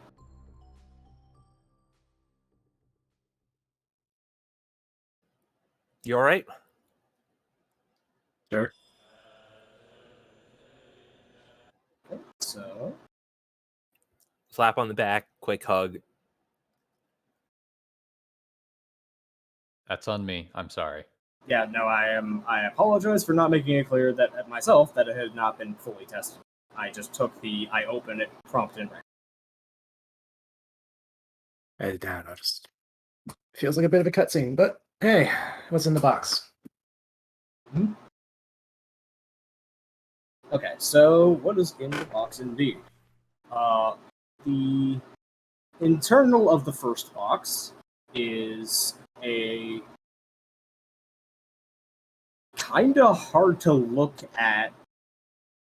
Is that an orrery? It kinda for a very brief moment, and it passes, but you briefly wonder, it kinda looks like your distillation orrery, the big orb. But no, it's just a similar model of the stars in the sky kind of thing. Except it's all made of beaten brass, and it is small, and it is all very subtly wrong and off. So, you're not sure what this is, but if it was full of a box of Yozi venom, this is probably really fucking important, whatever this is. So you may roll a sagacity check with a trait of your choice, and anybody can, to try and identify exactly what it is.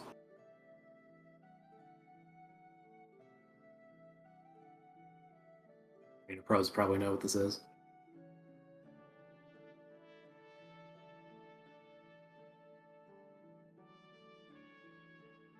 Wait, do I roll? Or Yeah, what? it feels. You can roll if you would like. I had not noticed that I was muted. I was starting to, yeah. So Oh, okay. Yeah. This feels like we're throwing excellency into there. All right. 7. You don't know how this works, but you can get a guess from the form of what its function is. This looks like it is some sort of artifact made of brass and orichalcum, maybe? You would have to really get in on it and, like, really get it on whatever alloy this is made of. Whatever it is something to do with messing with fate on a very small scale.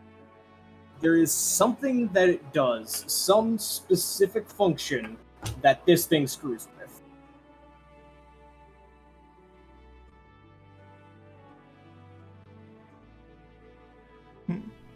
Misfortune dial.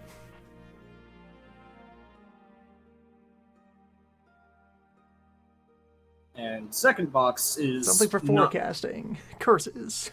Moderate duration and distance. and the other box is much simpler. Within it is a small set of what looks like chalk, like little chalk sticks, and a small ritual dagger. It looks like some sort of, maybe not particularly special, but some form of summoning implements. Like, a little bit of chalk dust, chalk sticks, ritual dagger, a little bit of wax. This is probably, probably will be replaceable, but probably has either sentimental value or some form of reason that you would be keeping these around specifically rather than improvising.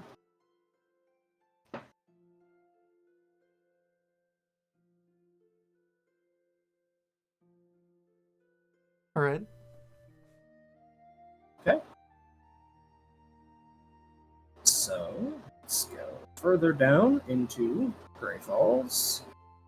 And you would be going past several large chambers that were not the one in the vision, that obviously go to some form of armory, or bunker, or barrack, or other important to maintain part of the area that is not what is relevant. What is relevant is that you know you need to keep going down and you need to look for the specific door. And eventually, after a long delve down, you are able to find it. Let's go here.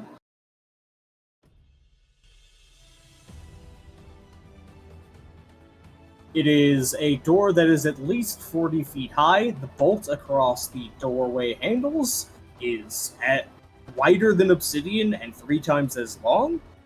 And everyone's just passive sense of the flow of essence is like your skin is tingling uncontrollably. This is probably the heart of the manse behind this doorway. And you notice that the bolt is still in place.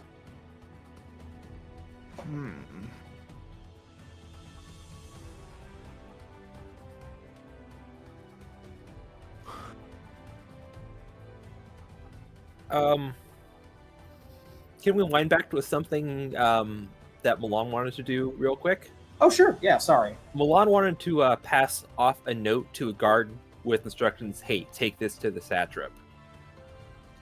Okay. And it's like, go to the satrap, tell the guards beneath Milan sent you, give this to the satrap. And it's a note saying, we found the anathema, he's in the manse. We're going after him. So just roping in the satrap as to, we found our man, we're hot on the trail, he's here.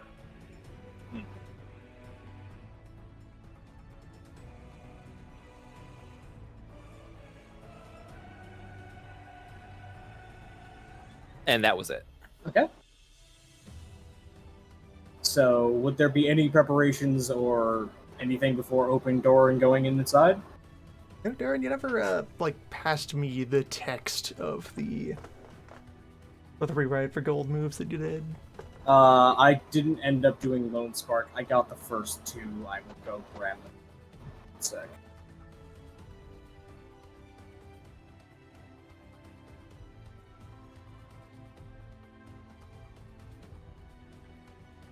They are now in Tabitha.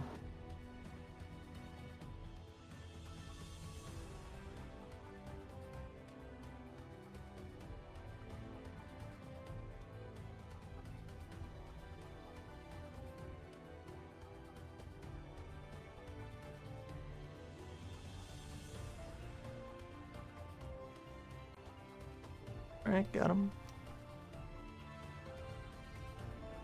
I don't have any forms I have to transform into anymore. I don't have to go into like a stance or whatever anymore, so I don't need to do a kind of setup for that. I'm just looking through all my charms. There's a lot of stuff. Oh, yeah, fair. I'm very distracted. My ears being incredibly annoying. Yeah, sorry. Describe where this are door we? again, please. We are at the front door of the core of the manse that powers the Five Winds throne, which, as a reminder, is a battery for the Sword of Creation. We are at the gates of the vault, the core, the thing. Dungeoning, got it. Okay. Dungeon. I guess I'll hide. I guess the rogue will hide. Yeah, okay, so give me a finesse stealth roll. With so you try and activate your octo camo artifact, and it briefly, everyone around you just kind of sees the visual effect around you shudder uncontrollably as it is kind of going, wait, what? Hold on, what do I be here? Like, because everywhere around you is just really fancy, ornate, high, like, high first age almost levels of manse working, and it is just shuddering uncontrollably until it just kind of pops into a jade crate. Really, that's the best you can do, huh? I mean, hey, who's gonna look at a crate twice? Whatever. It's trying its best. I love that's what it settles on. Cube. Cube is universal. Cube can go anywhere. It's like in a bare hallway in front of a door. It doesn't have much to work with. Give it a break. Angler's going to look at the door, not the door, but the ground in front of the door to see if there's any, like, scuff marks to see that dust has recently been moved, or is someone just gotten to this door and then stopped and then walked away? Like, I'm curious if he's actually even gotten inside, or he's just waiting for us to open the door for him. There looks like there are scuff marks deep in the floor, just from the door opening and closing naturally. The general look of it is that it may have been opened recently. You don't know how it would have gotten latched again. Hey, Darren, I'm just actually noticing something finally on charms here. Hey, what's up? When there's a charm and then there's like here the dragon blooded version, do you have to buy that again? No, Okay. that is automatic. Okay, dope. So are we saying that we have a turn of prep stuff? You basically, if you want to do stuff before you enter the door, you may go ahead and do so. Okay, cool. I'm spending a moat for Earth Defending Vigil. Fair enough. Hey, Essence has tank stance. Yep. And I'm committing one mote for Air Dragon form. All right. Same. But for the Yeah, I other might as well one- do Water Dragon then. I just need to scroll up and double check something. Everybody assumes their stances. Or becomes a cube. Or becomes a cube. Cube is a stance. This is your stance. Sorry, I looked at my health pool again. Obsidian took Oxbody 3 times. All right, so let us shift into what is behind the door as the bolt is shifted aside with actually non-zero effort from Obsidian to get it out of the way, and then the doors are shoved aside to open. Within is Oh boy. an absolutely immense chamber. What strikes you immediately is, so to get you oriented, I have not placed down player tokens yet. To get you oriented, these are all colossal, like, five-sided and kind of pyramided capped spires of jade just built into the ground. with lines built out across all of them to connect them and focus energy inward onto a what is what is called a grand dodecahedron. It is basically an immense dodecahedron with star-shaped projections on it. That star-shaped set of projections is all made of different colors of jade, and they are all shuffling and spinning into different configurations and measures, like I think this puzzle's name is a Star of Alexander. It's basically just a giant shuffling, multifaceted, all 5 jade chunk. And just being in here makes all of your teeth itch. It is absolute power in this room. This is the heart of, like, an immense amount of geomancy in this region goes directly to this place to power this chamber. It is sorted out into the 5 elements and then channeled into that focal point in the center, where it will sit until it is needed. Putting out the tokens.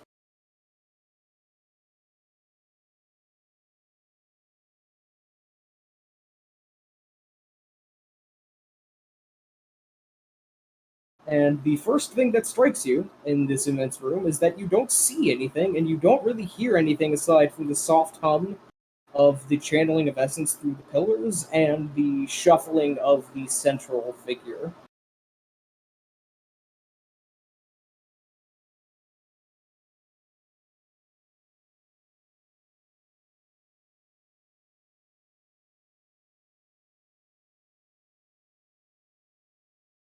Is there anywhere in particular you would be looking first or going first?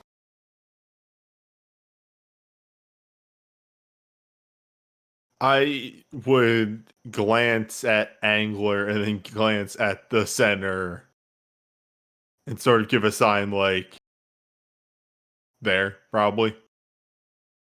Gonna look out and kind of nod, and then look over around to see if there's any reflective surfaces. Shrug, and then start unwrapping the bandages on his gauntlets because he's gonna start looking for ghosts unless Gonna Repose or somebody else spend beats him to it. one on Where's the Doom?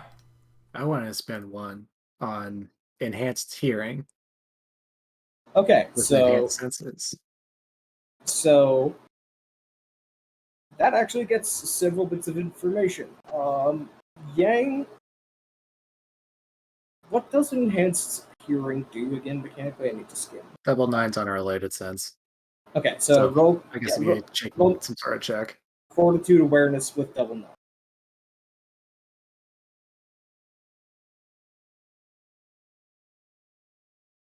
Yeah. So that is enough, I will say, with the ranked up bonus, that you can hear 6 sets of breath in this room.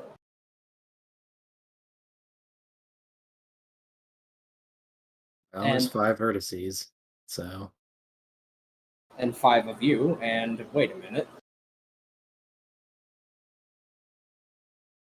So the Where is Doom? Just double check what my own right on it works. Automatically perceive every creature of darkness in the combat scene. If they are hidden flawlessly, contest the effect with a roll-off of essence. Alright, roll your essence.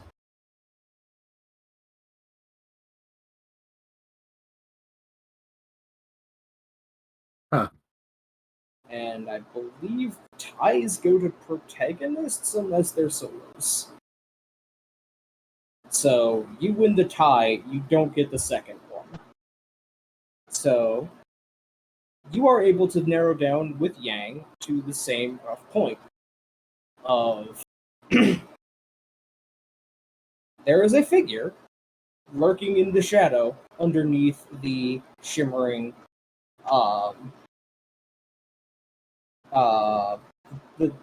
the star. I'll just call it the star. Under the core. Yeah. It's at, like, when Angler had given Obsidian the look, he is shuffling towards the star, one hand on the hilt of his sword still in the sheath. Exalt me. Alright. So there is a brief moment where you are able to see sector while I combat these Roll20 UI windows, Also, good call. I will remind myself. the figure. We're able to. What was that? Alt Shift. Hello, sir. What was the Shift Z. Shift C. Oh. It had a bit of a moment, but Oh, you are buddy. able to see the figure from within. That is just immediately you recognize him. That's the guy from the Parliament. That's him. That's your guy. And he is sitting in the shadow of the star and looks towards you, and his face just kind of goes from self-assured to just. And as Repose and everybody else, because I know Repose will be just immediately going towards violence ensues, there is a second, much louder crack that Yang kind of flinches at with the hearing of noise as. Oh crap, I realized I didn't do something in time. Oh, I can do something fancy here. Just give me 1 second.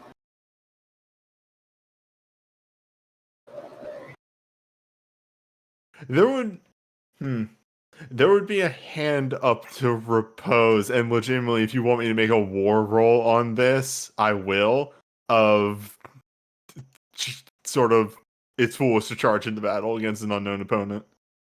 So there is a noise as all of a sudden the air in the room stops existing properly for a moment next to him. And then a figure begins to emerge from within it. Case in point.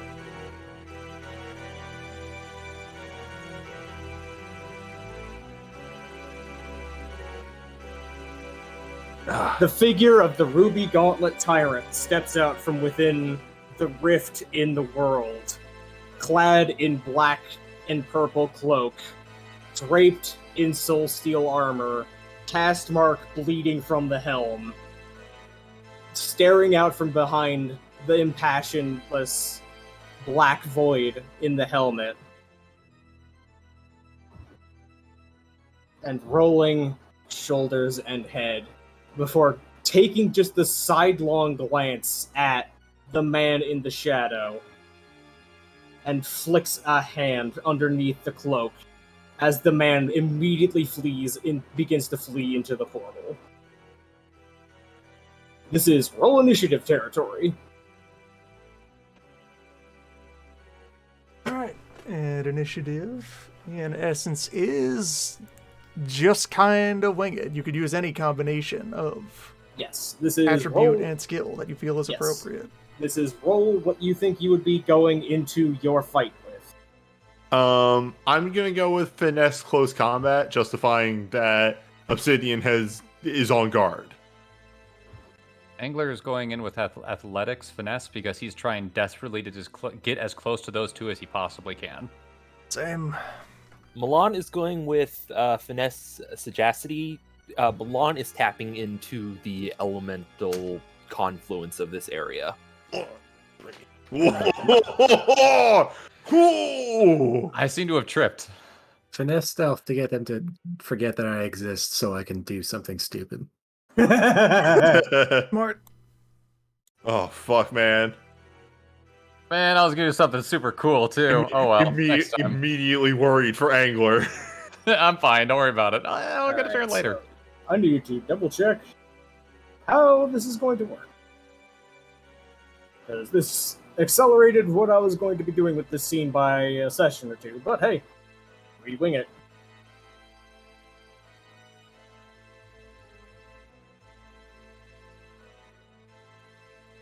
Okay, so It's unclear what move they were going for. Exactly.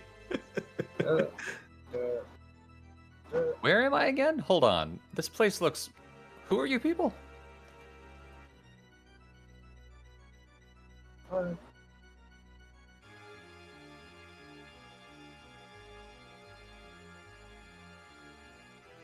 Is that a botch on my end, or Right, just and we zero have successes? we have I don't freeform believe- initiative. Yes, happens initiative now. for everyone is considerably different and not tied to your ability to kill things anymore. Power is divorced from your actual join battle order. So any character from the winning side. Okay, yeah. Initiative is just you take the highest roll on a team and you say that your group's initiative. Basically, this is roll-off territory rather than strict turn order. Yes, either us or them will claim the initiative, and then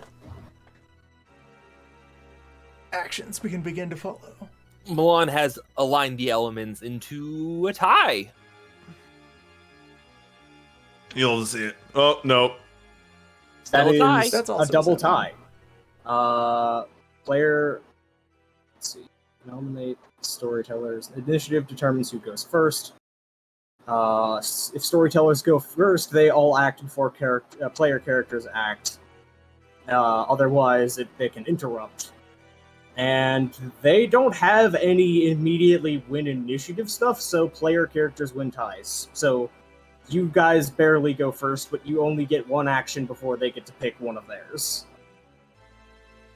Where are the gambits available to us as players? That is on page 130. 130. Is it ever a good sign when Yakuman starts asking about game mechanics? Or is Clown Shoes about to happen?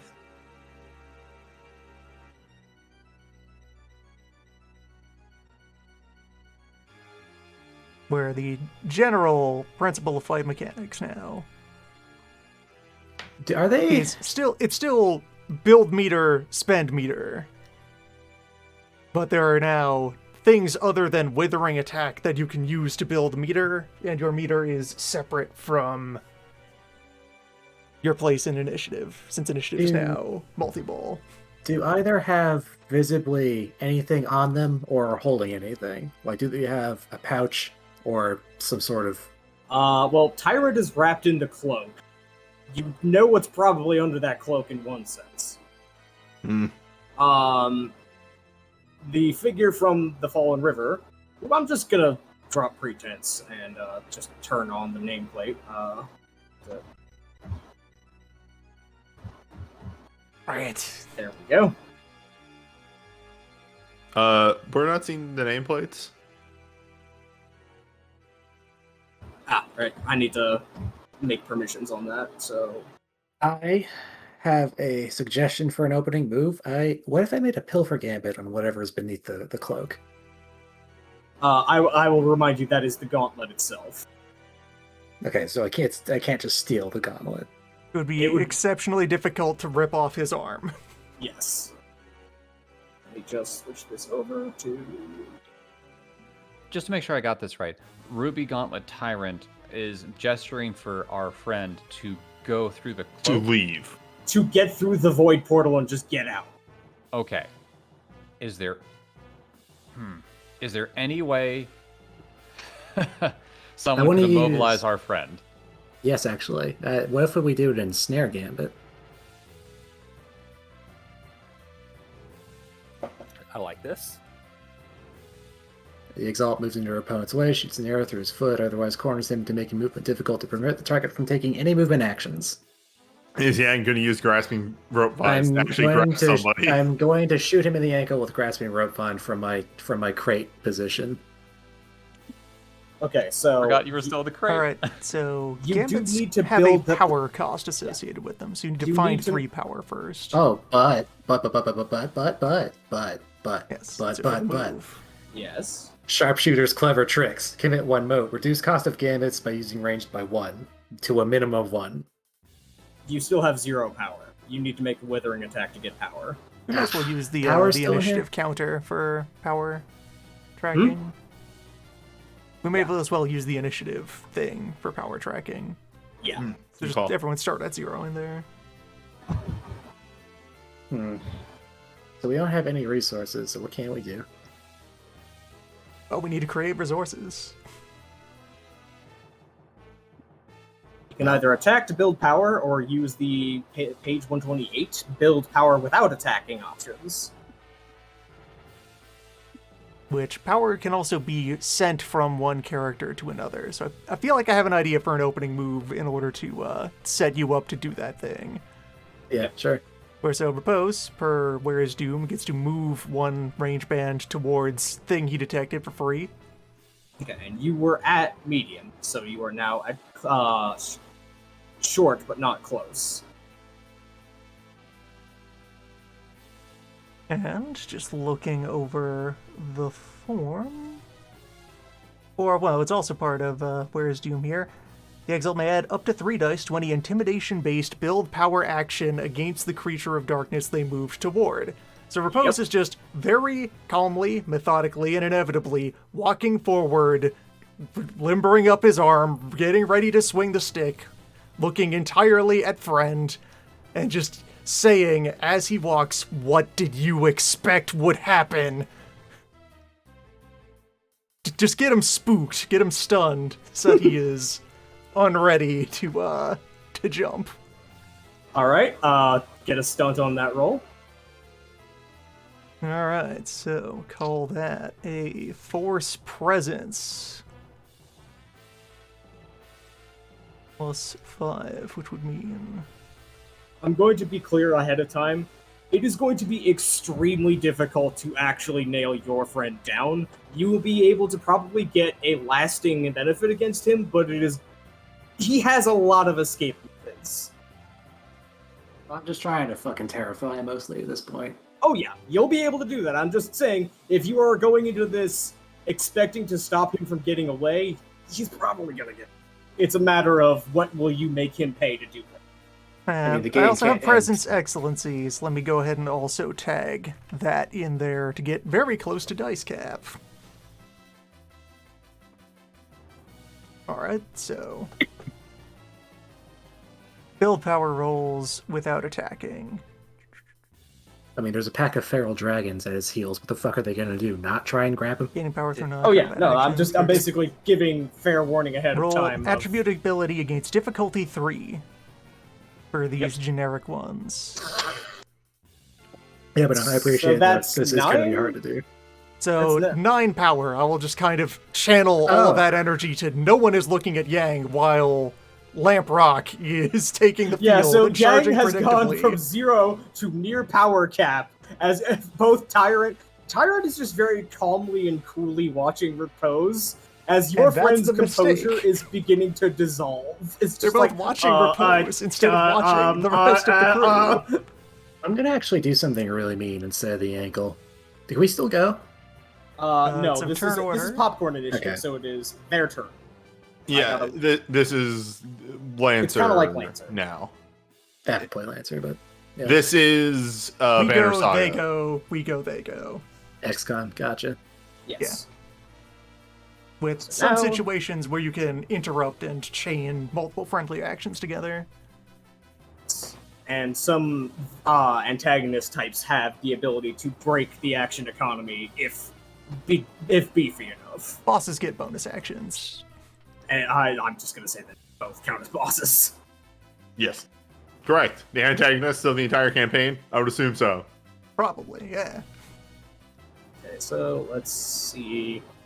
Looking at your friend's stat block, figuring out what he would do to get his ass out of this situation. And yes, let's put me down to that and put me up to 4 anima.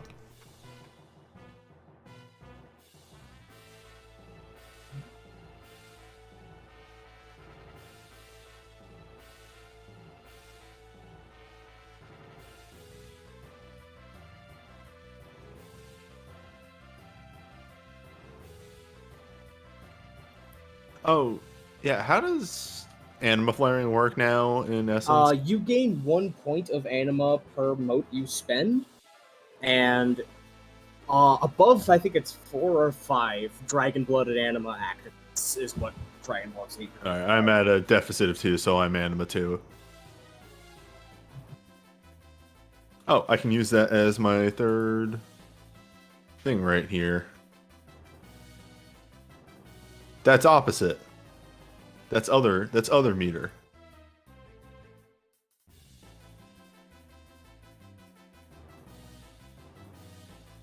It is at 5 plus anima, you start to do AoE damage.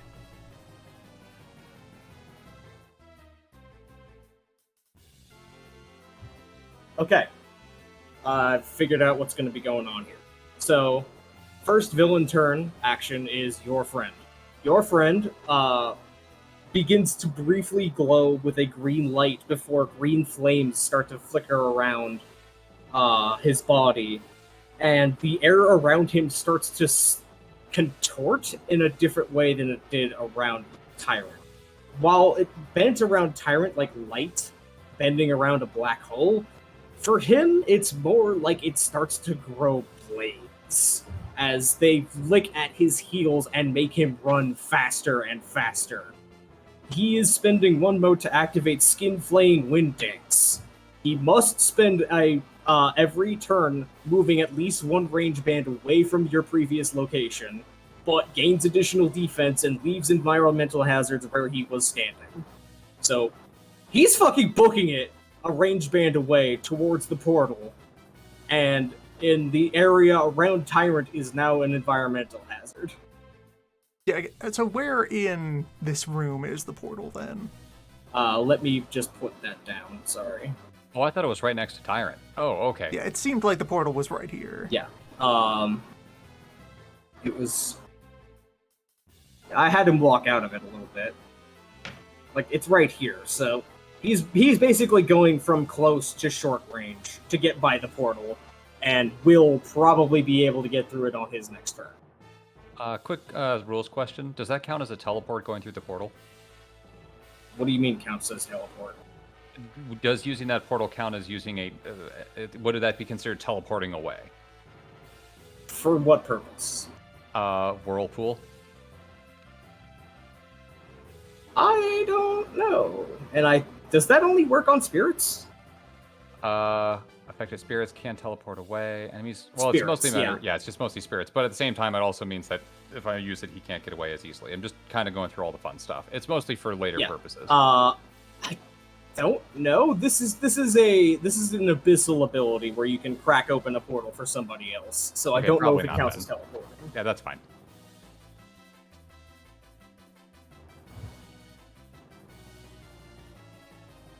Okay, so now it is. Sorry, player two. I'm now just imagining the Final Fantasy game where the villain tries to teleport away and the main character just goes, "No, what?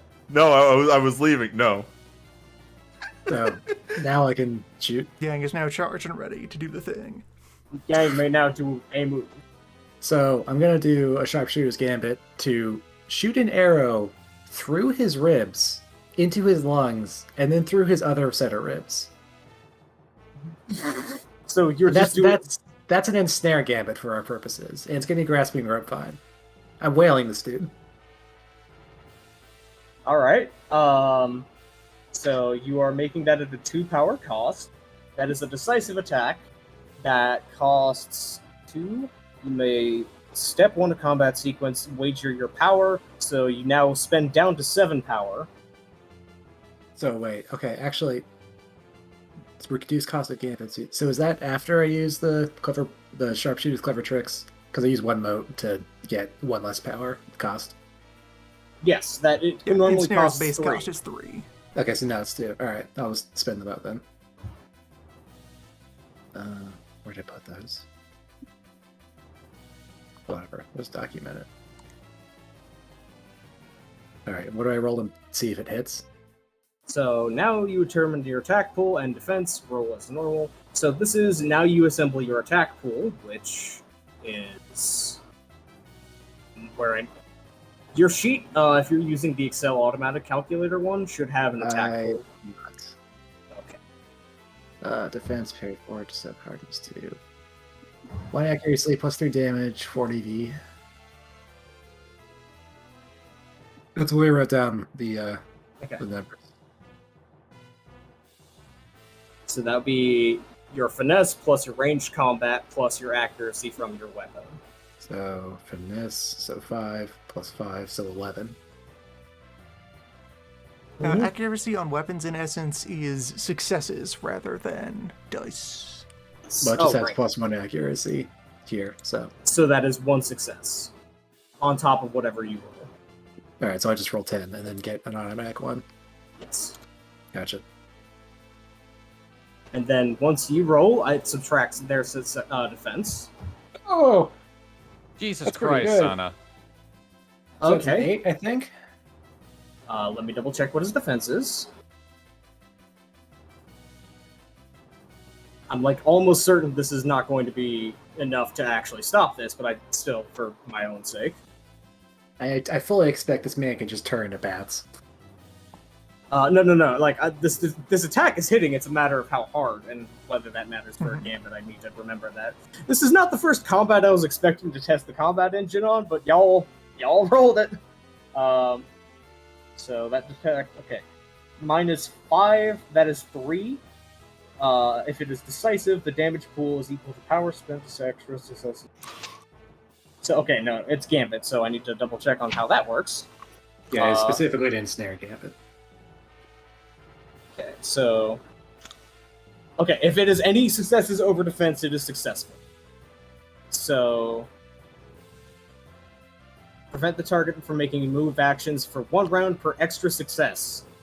So that is... Oh no! Unable to move for 3 turns. May attempt to break... That's a healthy amount for drama, actually. Yeah. May attempt to break free with a successful force and close combat roll with a difficulty equal to successes, or any other method via charms or anything. But yeah, you basically have threaded him through the lungs, and he is not able to move from pain as he is trying to get through the portal. He's like actively doubling over and unable to move. Yang's gonna pop out of the jade box very slowly and just whisper, "Hey there, big wheels." Is there actual damage dealt with that hit as well? No, that was a gambit. It's Okay, just I didn't know if it also dealt damage. Gambits do fancy things instead of damage. Gotcha. all right.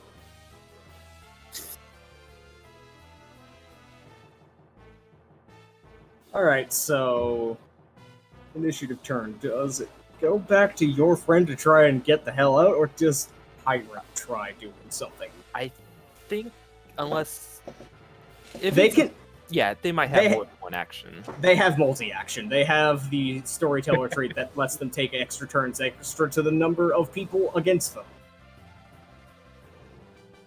They may not. They may not act twice in a row. Well, that answers my question. Time for Tyrant. So, Tyrant, basically equally as casually as Repose, strides up to Repose directly and does not actually unfurl the cloak or anything, does not raise hands, does not do anything aside from simply walk forward, and then Repose's head begins to ring. Both ears begin to keen. Alright, what are we talking about? This is a withering attack on you. Build power. What is your current defense? Current defense is...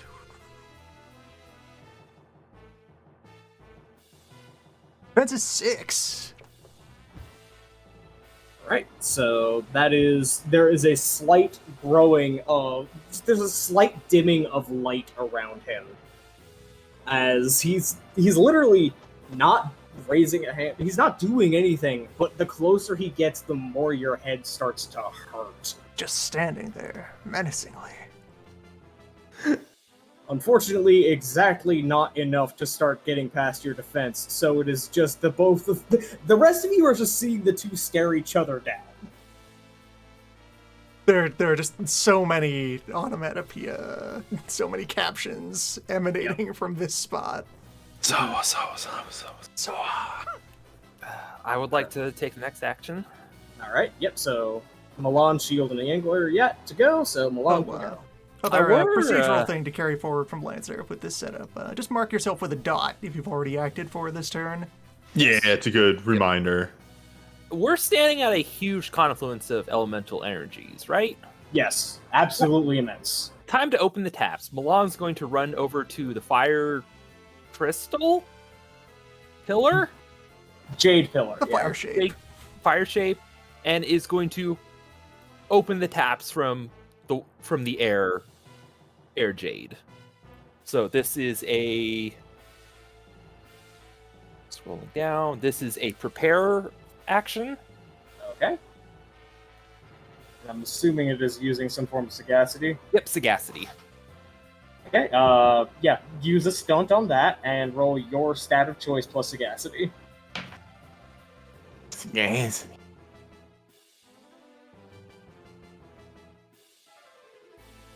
Was all the power used up by Yang, or are we still at 7? That's Yang's power. That's Yeah, Yang's power is personal by pool. character. Okay, good. Okay, but you gave so the power is given to Yang. It's not just in a pool Yes. for all of us. Cool. Yeah, okay. you can charge power for somebody else. Cool. I, Hey, guess And who's the Don't fire think person? you actually lost all 7 power doing that. I think all you did was spend the 2. I think Yeah, you that still was just done with the the two. base cost. So Yang, it does have 7 more to go. Guess who's elementally attuned to fire in this party? You. Oh. Obsidian's feeling very beefy right now. I am funneling that right into Obsidian. Obsidian has immediately hit power cap. Fun, So, yeah. fun times. Milan just feeds the pillar of fire pure oxygen and air, and the Exalted Essence immediately starts to ground itself in the nearest thing that it is attuned with, and Obsidian has never felt more alive in his entire fucking life. It's really hot. Oh god, that why? Nope.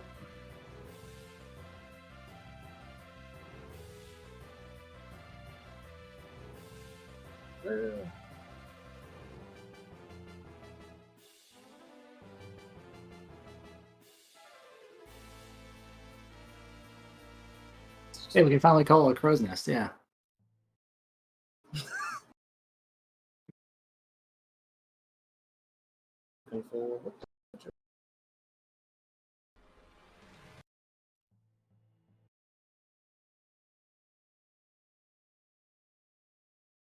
That fucking You know charm. what?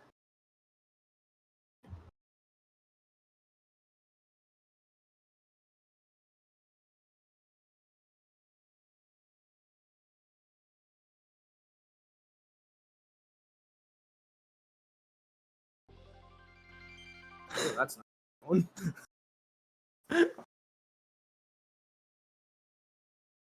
Oh, are you looking for a good big bridge? Hold up. Let me provide you with a fantastic big bridge.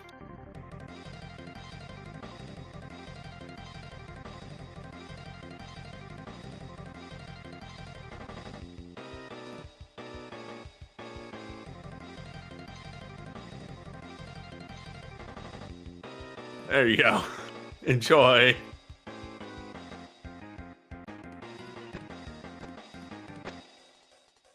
Okay, hang on, I'll put this in.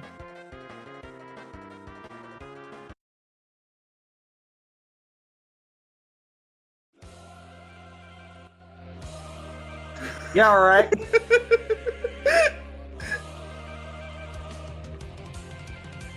Alright, Obsidian. No, it wouldn't be their turn because I just took an action. Ah, yes. They Good do, point, actually, they do yeah. go. Alright, so turn cycles back to your friend, who... Man, what do you even do? Do you do the Not thing very yet? That's for sure. He can try to wiggle. His options are wiggle or let me look at one of his other options and see if that lets him cheat. Turn to bats. I dare you, motherfucker.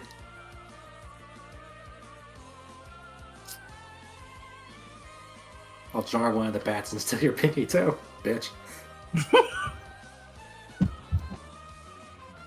I'll snap it away. Trying to read. You think you have all your notes in order until you realize there is a lot of things you need to read at times that you don't expect it. We did throw you into a big boss fight-esque thing, kind of off-key.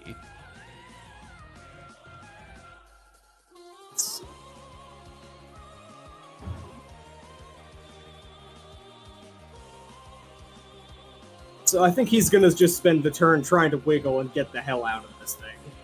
So Valid. I would do that too. What do we do an oppose roll with? let me go back and look. I don't actually want to catch him. I just want to make this dramatic. May attempt to break free with a successful force. Close combat roll versus a difficult. Okay, so he's rolling against a difficulty of 3 to do this. That's Unfortunately pretty for doable. him, he's kind of terrible at melee fight. Like, kind of terrible. But just barely makes it. So, just while actively just kind of grunting in pain and trying to muffle a scream, grabs the arrow and snaps it internally before pulling the other end out. And you, as a doctor, know that's not how you should be doing this until green flames begin to shoot out like jets from both ends of the wound, at which point you no longer know how to doctor this thing, whatever he is. Yeah, that's hardcore, whatever's happening there. That is his entire action. Does he get a move action, or is that a full action to do so? For sake of dramatic appropriateness, I will let you have one last shot at him before he escapes next round. Because I think technically I could just flurry and have him move and leave. Because he does have one gambit to just actually secure getting out. I How think far it's- away it's is more he from us? dramatic. Long or medium? He is currently at long from me. For me, okay. Thank you. So now it is player character's turn. And also, I'm going to go with chat by saying, hey, Obsidian, fuck anima rules, you're at Iconic now because of Milan. All right, dope, good. You are at max bond, you are at max loud for anima. All right, cool. Let's just that on the notes right here. Okay. So, okay. What are the rules with making... I want to make a skill check and use a charm. These are two different actions. Like, they would result in two separate things occurring. Charms cannot be part of a flurry action unless they explicitly say they can. Or Okay. they are modifying an action on their own. This would sort of be modifying an action what, because what it's is a- what is what you want to do? So, Milan supercharges Obsidian, and everybody's like, yeah, Obsidian, do the move! And Obsidian is going to take a step back, grab Angler, and once again, throw Angler forward, and while Angler is flying through the air, I'm going to use Dragon Graced weapons on Angler. What? You know what? I will let that one rock. Okay. Oh my god. So, yes, takes a step back. Angler, think fast! So, the motion here is grabs Angler in the same way as earlier. So Angler has an idea what's happening, and I'm going to chuck Angler at your friend. And then I am using Dragon Grace weapon. So, commit one mote. For the duration of the scene, an exalted weapon is wrapped in an element matching their aura. At Essence 2, she may bless a Hearthmate's weapon with this charm. I am blessing your fists with flame. My legs. Because he uses iron Okay. boots. Yeah, your legs. So this would be It flames must around. be the shoes. No, you're breaking the feng shui. Flames surround the blade, empowering the Why wielder. does it neck Increases water? overwhelming by 1. This is just a red hot kick. Yeah, pretty much. It's a common Yeah, kick. and let's say alright, so I guess this would be a combination. Since Dragon Bless is free, I'm gonna make a force physique roll for the throw, mattering on like how well that goes. Sure. Okay. my thought process is would transfer half of my power to Angler. Yeah, okay, yeah, that works.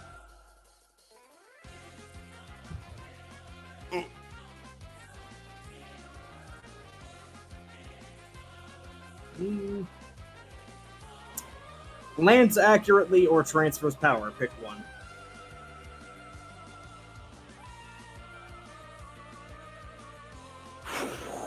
Give me the power. Give me the power. Give me the power. Give him the power.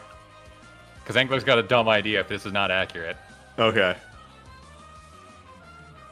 Alright. Let me double check, and...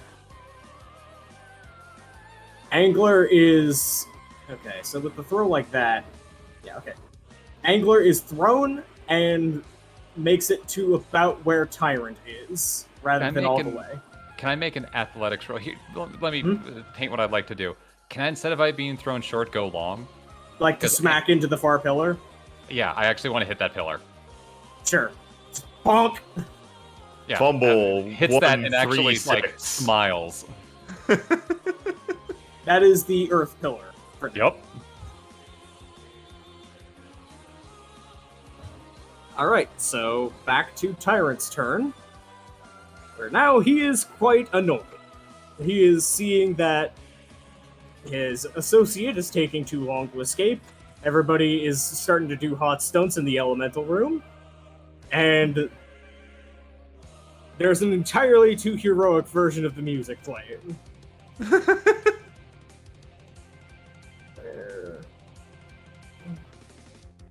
Just shifting one thing, one sec.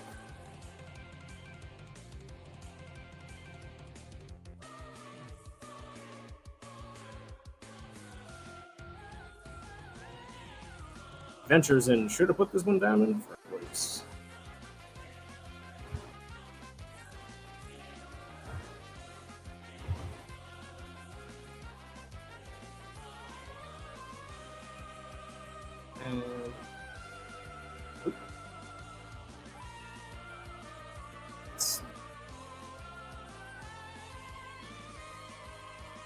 And switch over to... Oh wait, my defense is also even larger at the form. Oh, he flares the cape back and brings up a gripped hand of the red gauntlet, which begins to glow as he begins to channel sorceress energy into it.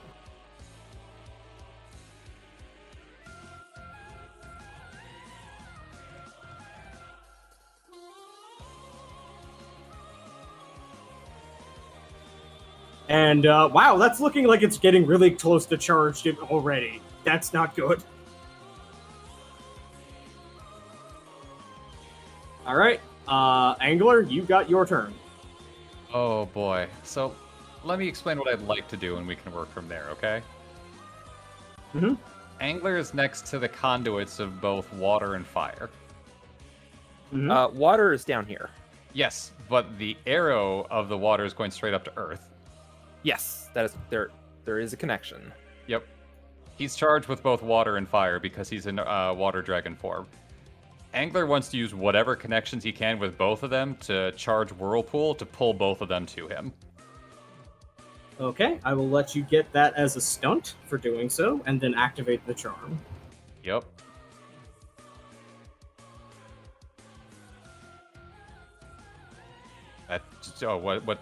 What I'm gonna be rolling then for the stunt? I need to double check actually Water Dragon Styles Whirlpool to see what that does. Foe restraining Whirlpool. Commit one mode on step 1 for the scene. Characters who begin their turn within medium range of the Exalt cannot move reflexively and must flurry an athletics roll. This affects immaterial spirits as well. Bunch of stuff about spirits. Enemies that successfully move decrease their defense by 2 until the start of their next turn. Enemies that stay within close range of the Exalt suffer a -2 penalty to all attacks. And then Dragon Blooded can end this charm, spend the mode, and spend 2 power on step 1 to unleash a force with the shout with the force of a tsunami, which is an AoE knockback. Yep. So what it does is you turn it on, and they can no longer move without spending their action to move. And they must flurry anything that it has to do with movement as well. Okay. Let me rephrase that then, because rather than the push, I want to do something even dumber. I just want to shoot water directly down the line of the tsunami shout, directly at your friend, and push him away from the portal. Okay. Do you have the power? You don't have the power to do that. Oh yeah, you do have the power to do that. I do. On step 1, I don't. I'm going to let you do both at once. One-time environmental effect out to medium range. Inflicts 4 damage, resisted at difficulty 7. Failed their roll of knockback. 1 range band is described in the knockback gambit. So Angler smashes into the crystal, breathes in as much as he possibly can, holding on to the crystal with his hands and feet, and then just sprays out a gout of supercharged heated water directly at your friend. Oh boy. Okay. So resisted at difficulty 7, you say, and must reflexively flurry athletics. Well, no, that's not turned on anymore without the roll. Yeah. Okay, I realize that there's no way I can stop him, but I want to give him a going away present by vomiting on him. Yeah. Let's see. So all my dates end. Son, we need to have a conversation about your dates. Oh wait, 1. So that's 3, 6, 7, they succeed. 8. So he succeeds. So he stands his ground barely at the portal, and is. But however, does that make him resist all the damage, or does it reduce it? I don't remember. I don't think he takes any damage, unfortunately. Okay, so what you don't expect is he stands his ground until the last possible second of the fire, of the absolute scalding blast of steam and pressurized water. And then he sidesteps exactly at the last moment into the portal for the water to start going towards Tyrant. Ha! Zoop! Pranked. Okay, directly a Tyrant then. So now, Tyrant hears this, turns his head briefly, and then realizes what's about to happen. Do you manage to resist this? Looking at this, I think it just says if you resist, that means it's just the pass or fail on the push. I think they might just take 4 damage regardless. Okay, so I will mark down that he took the damage from the It doesn't really matter, but again, this is a little vague on how He does not! Oh. He does not have the reaction time, as he is expecting the beam to basically go in the portal, and not for your friend to slam the portal shut behind him, and is bowled over directly to slam into Repose in full engagement range.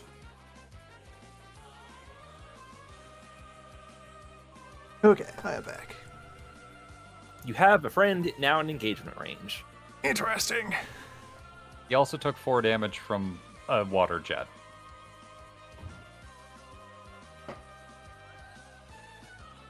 Interesting. Second one. Look. So now this is a question of what's about to happen to all of you. There are 2 ways this fight could be about to go, and this is going to decide which it is. Oh boy. Okay, so where are we? Time for beams? No.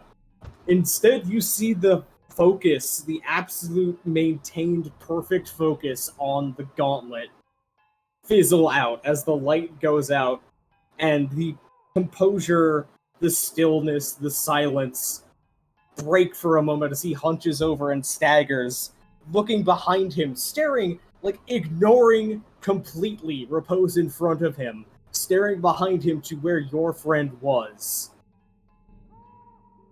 And then the ground beneath him begins to crack,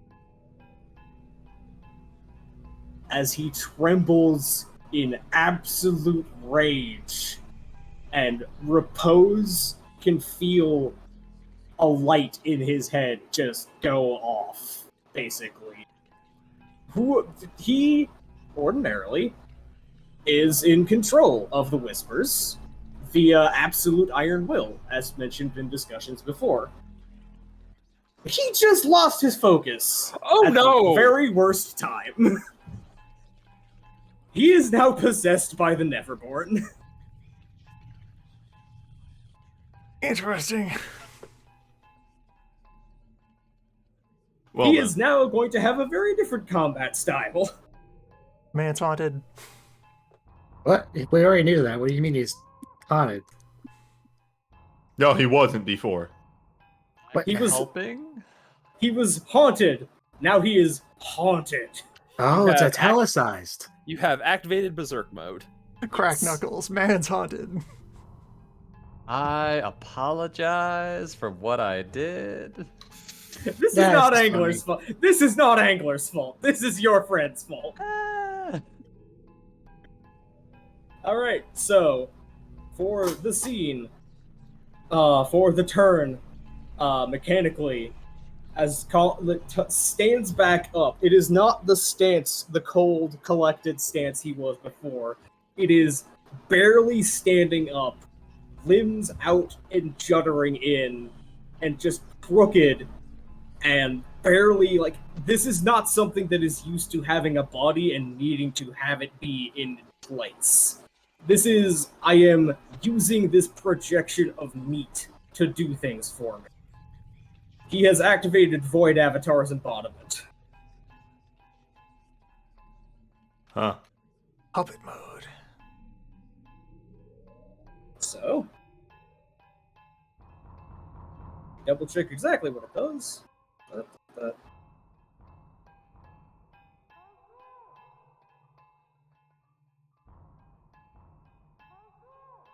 Alright, so he is going to give another swing with the still hot, but no longer sorcerously glowing red hand.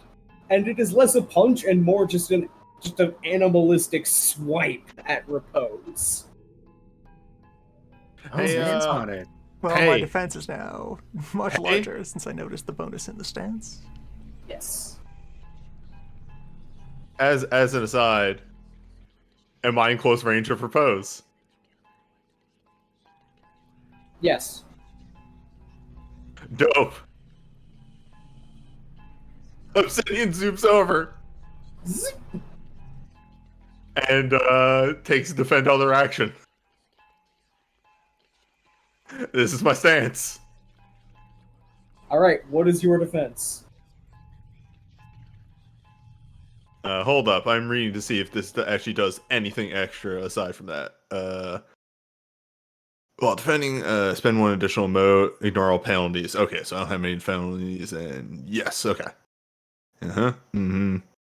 Respond to an attack in step 2. Okay, that's it. My defense. What is Obsidian's defense now? Obsidian's defense is 6.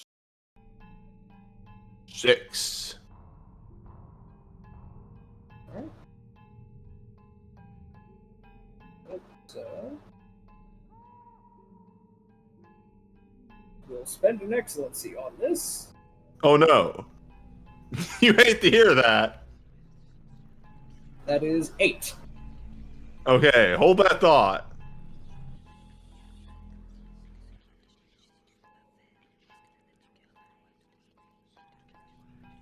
Alright. It's like zoops over and goes, okay, got this. And then sees the attack coming. Don't got this!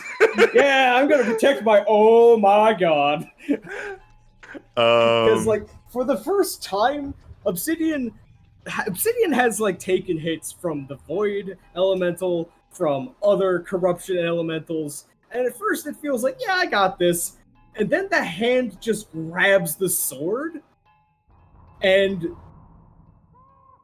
there is a sudden just burst of concussive energy off of Tyrant. Do you have something You know what? Mainly because I don't need too many successes to get this to work. I'm gonna roll finesse close combat and bust out another charm. And I'm gonna use portentous warding defense of, all right, I got this. Shit! And this is literally Obsidian just ducking the attack at the last second. No, he does not. Actually, that's only a +1. I still take that on the chin. All right, so let's see. I needed 2 successes, game, for Christ's sakes.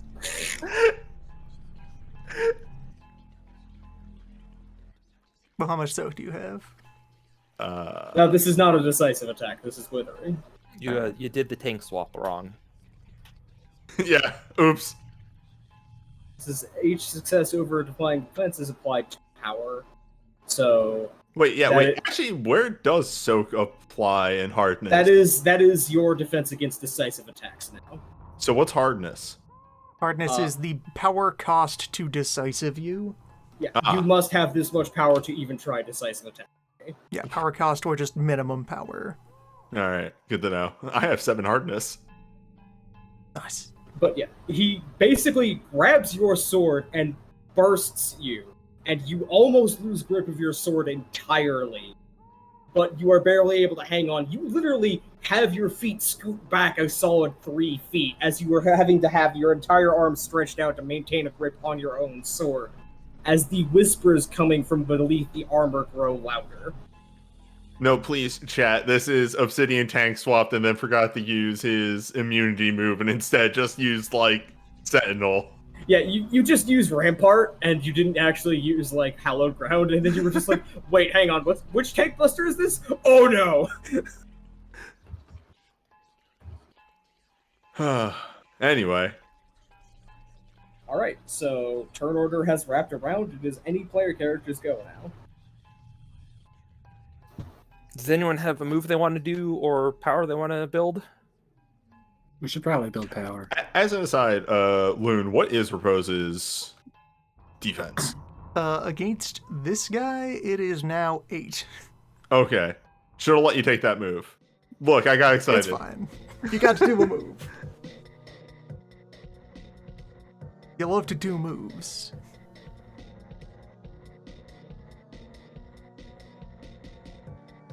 Wait, how much power did? He got 1 power out of it. All right. Yeah, because it's how many over the defense, right?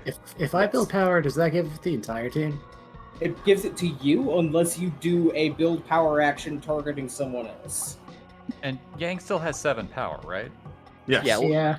Yeah, Yang's it's- primed that to should start be- taking swings. You can also, like I did with Angler, I guess, justify rolls to transfer power.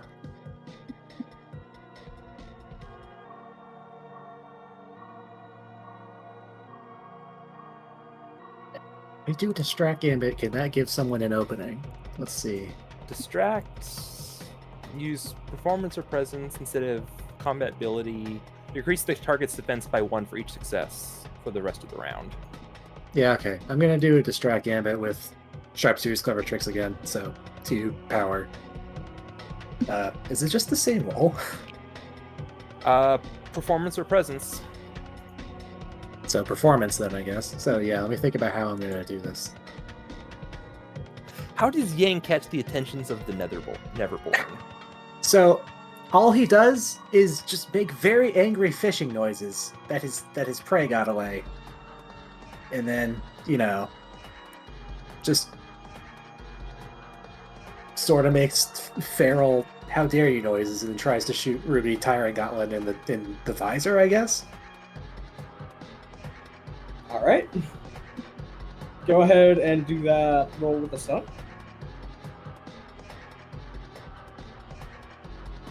I'm gonna go whaling today.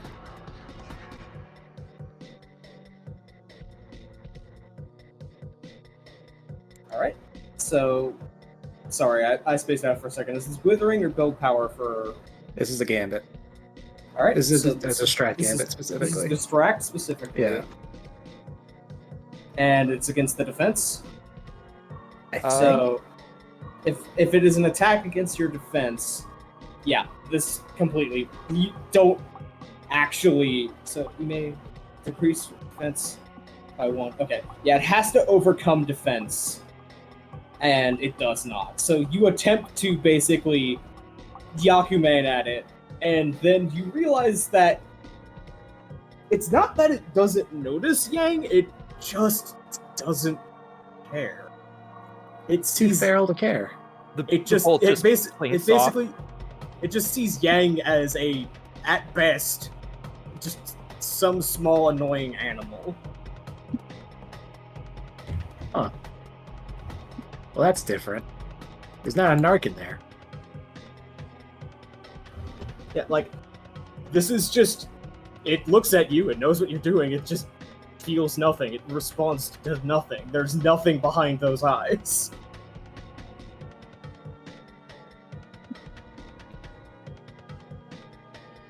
All right, So? just looking around for other considerations here while we have him outnumbered.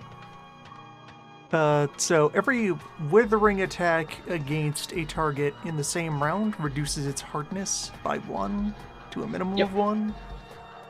Yep.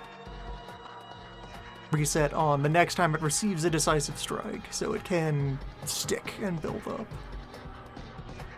So that's worth noting. Wait, I'm sorry, what? Each successive withering will decrease his hardness by 1. It makes it easier to deal a deadly attack if somebody else is, if your buddies are kind of smacking at it. Ah, I see. So if you miss, it's a armor -1. Okay. Yeah. So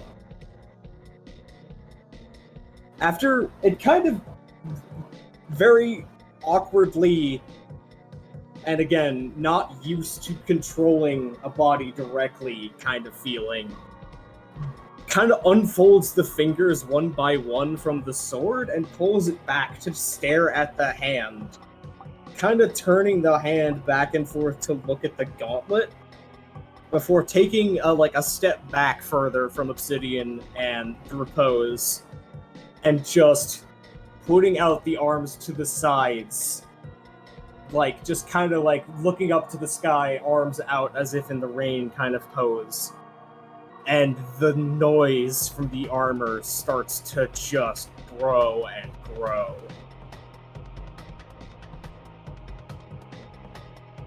This is a build power action on self via focus. Using an excellency. Yes! Well, this could not end well for us. It's fine. I have hardness 7. Roll 7. Oh no.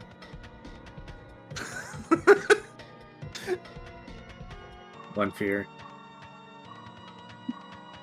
Player character turn. Milan Is anyone volunteers. gonna hit this guy? Yeah, this round? Milan's going to take a withering swipe at this guy. If you're I gonna was do that, hoping let me it would set be you up easier. real quick, actually. If you withering hit somebody, is that reduced? Is it still stealing power? It does not. It does. No, I don't think it No. steals power. Is You there are- a way? Is there a way to reduce enemy power? I don't. Charms. Charms at Specific best. charms can knock power out of somebody. I don't think I have any. Otherwise, it's pretty secure. It needs to be spent on It, stuff. the combat is deliberately less a losing side is stuck losing and a winning side is stuck winning. I than- see. Okay. Crashing is no longer a thing in this setup. Yes. I'd like to Crashing was try kind a of thing spooky. before a bunch of people start taking swings at this guy, actually. Okay. Alright. Because Angler's out of this because he can't just get to close range this turn. He needs to take a round to move up. So he moves to one distance closer to him. And looking at the armor, because I can see the back of his armor with his cape billowing around, I start to look for any, and not just cracks, but just weaknesses. I'm going to use the reveal weakness gambit on him. All right. So I need to roll an attack against the target's defense using craft or war. I'm using craft. And if I hit Coward. their defense, I reduce the target's soak value by 2 for a number of rounds equal to the extra successes. All right. Go for it. Oh boy.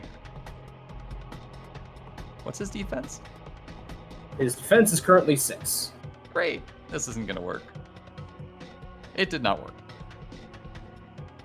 Well, I had to try. The two things that strike you is there's a lot of cape in the way, first of all. The second thing that strikes you is, wow, that's maybe some of the most artfully crafted armor you've ever seen if it weren't for the fact that it's kind of screaming.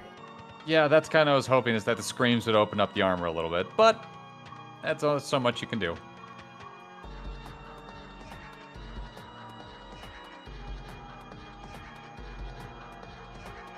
Alright. And Tyrant. Look at options. I'm looking around for it. I'm pretty sure there's still a way that your defenses decay a little bit under I stress. think they do. There 100% is, because Obsidian specifically has a charm that dictates. Let me just read this real quick. At your choice, either clear penalties affecting your defense or reset your hardness. So, you know, I There's wouldn't probably- hit anyway. you know what? There are things that you can do that lower defense. Yeah, I've got a Yeah. thing on my whirlpool that lowers defense, but it isn't active right now. Looking at his options again, seeing which one that that Neverborn Tyrant would be doing. Oh, and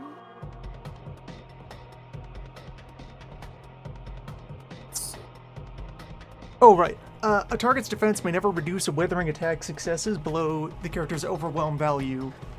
Overwhelm is still a thing. Chip damage is here. Yes, because by the way, until the end of the encounter, Angler has Overwhelm 1. That's what fire does. In addition to my Yeah. overwhelm that I already have. Yes. Oh boy, Angler needs to start hitting things then. Yes. Your boots are on fire. I have overwhelm 4. You should whelm. I recommend I'm whelming. trying to get there.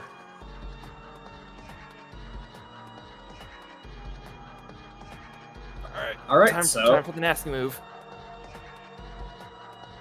the red gauntlet hand pulls back in a fist as it begins to glow red, raising up for a very clumsy-looking haymaker. If it were not for the fact that you are having continual difficulty focusing from the noise, which you're no longer sure is coming from him or if it's starting to come out of your own head at this point.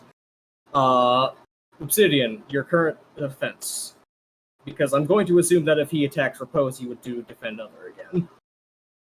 Repose has higher defense than me, so right now, nah. Okay, so then he would Fine. actually swing for Repose. Wait, is this a withering? This is a decisive. Oh, Like me. what's your hardness? Also 7. He has 10. He has permission to come at me. Fight me. Oh wait, so how no? So hardness is you have to be this tall, and then does your parry still take into the defense? And then what does soak do? Soak subtracts successes from the end damage result. Okay, Soak is very powerful. what's your soak? 5. But your parry is 8. Because my soak is 6. Golden Janissary gives +2 soak and defense when against Doom. Yes, that was without the. Yeah. Okay, so your stance. soak is currently 7. So you're actually better at tanking this guy now than me. We're a good front line. Yes. Yeah, I'll Both let of- you. I'll let you take the hit. Alright, so player action is decisive attack on Repose. Repose, do you have any defensive response first?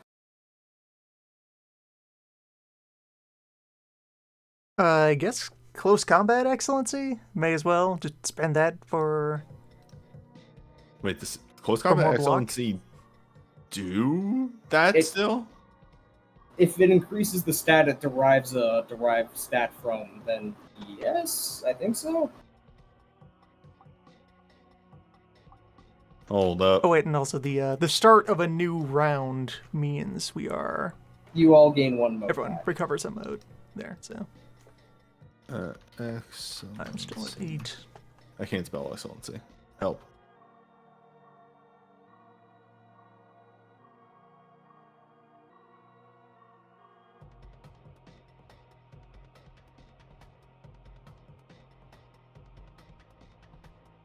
Okay, so attack and damage pool is determined.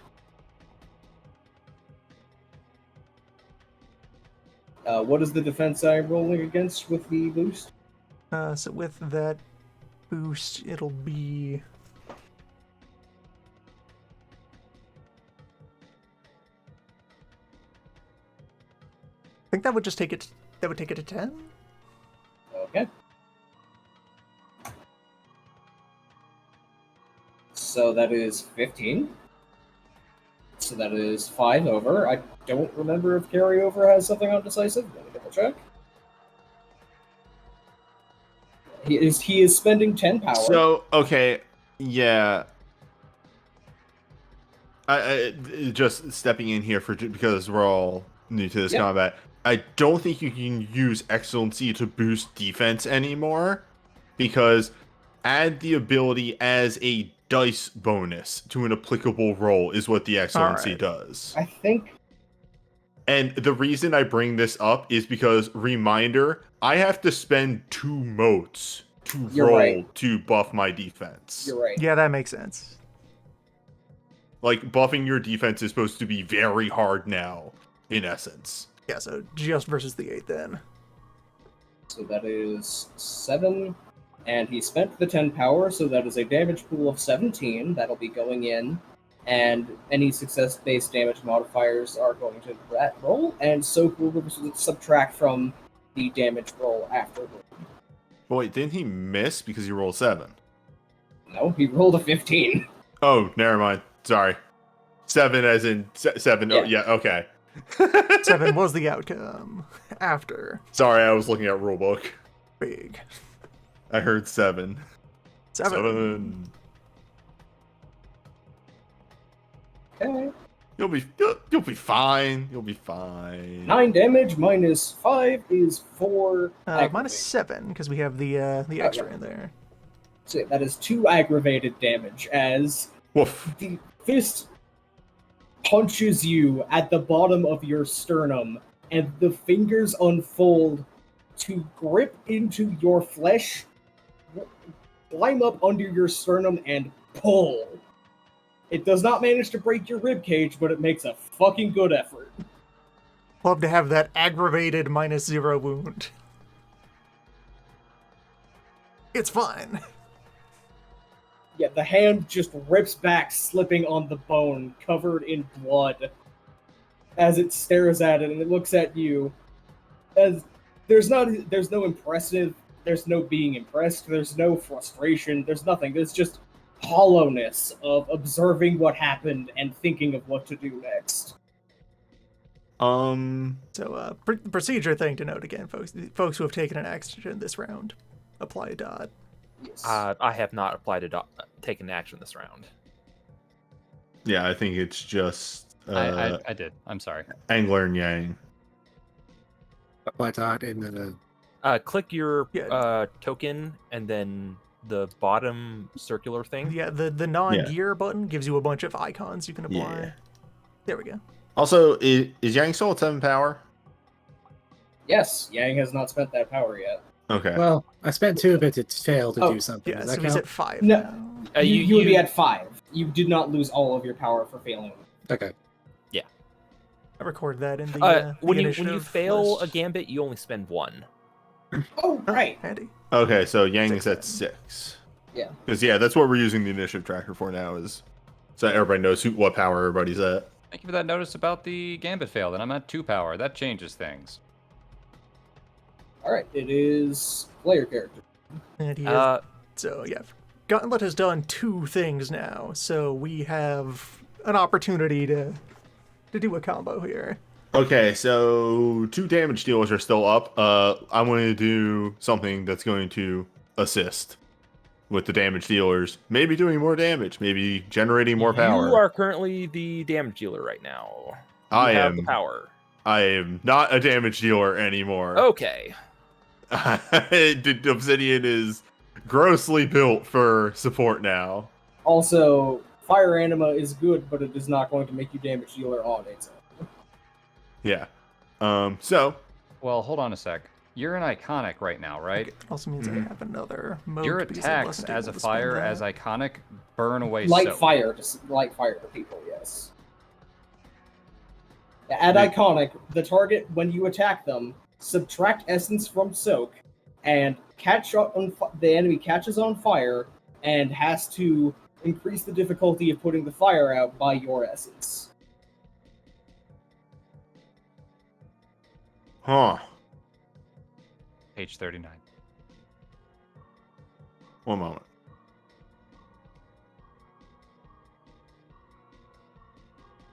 Bear with. Page 39. Why aren't these pages numbered? For Christ's sake. Oh, there they are. It's called Wildfire Dance. Yeah, hold up. No, I'm just trying to give you a heads up. Yeah. All right. Wood, water. There's fire. Hello. Okay. Okay.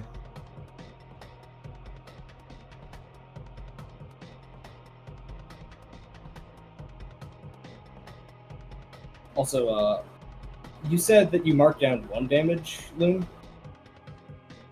My math said you should have marked down 2. I marked down 2 damage. I said it was bad. I did not spend that moat. Okay, yeah, no. It's defensive excellence. Yeah. It doesn't exist. Is this a passive thing, or do I just declare I'm doing this? Yes. While you are at iconic, that is turned on. So any attack that you have will ignore your essence, so 4 soak, Okay. and will light him on fire if it connects. Okay, but also Oh, I'm only for looking- my attacks. I'm looking okay. at the fire active though. Hey, essence automatic successes on social actions to inspire or persuade. That is very much a route you can take in this fight because, hey, you're not fighting Tyrant right now, as a reminder. Yeah. Give me a moment here.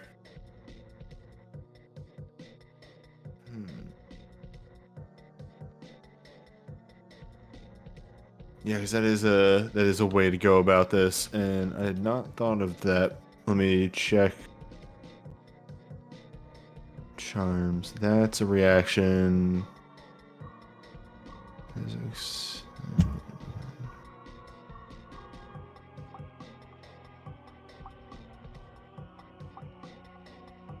What the fuck is this?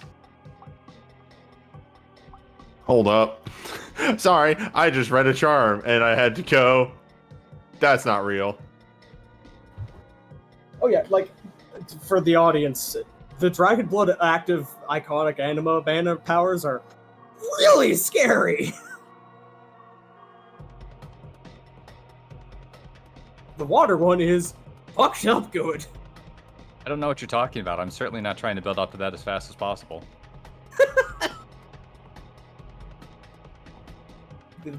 And the wood one lets you just do combat healing.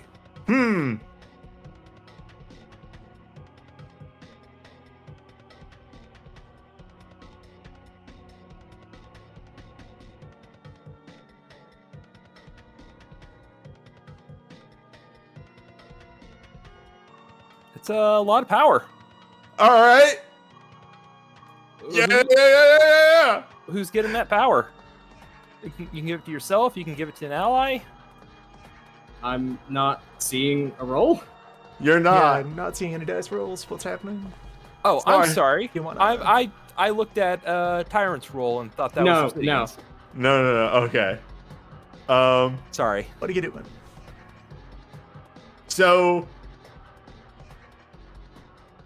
has like, you know, we're exchanging like actual exchanges back and forth. Propose says, "Let me take the next blow. I can take this one," and Obsidian lets it go through, and pretty much sees Tyrant rip a bone out of Propose's chest.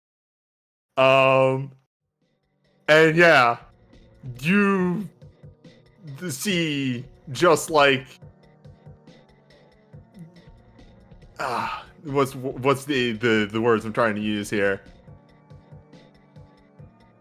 That was not what Obsidian was expecting to happen.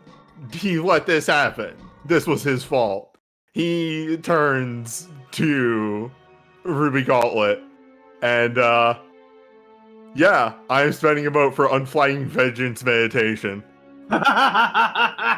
Spend 1 vote. The Exalt swears vengeance on a target that has harmed the subject of one of her major intimacies. If she already has one, which immediately forms a major intimacy of hatred towards him. If she already has one, increases the resolve bonus by 1. While in battle against her target, her soak and hardness against his attacks increases by 1.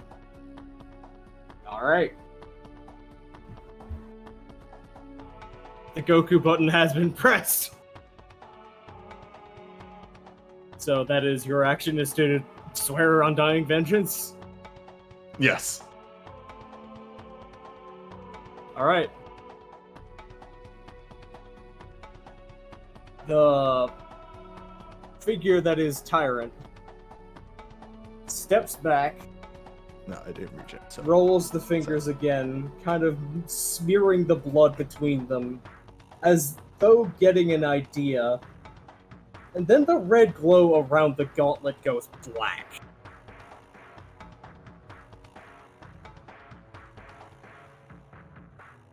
It looks like the beam charging, but you get a feeling that this is something you don't want to happen at all.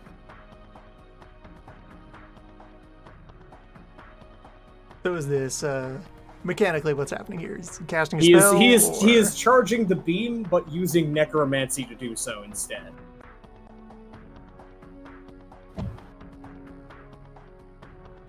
This is going to be Solar Death Ray, powered by the Neverborn, if it comes out. Well,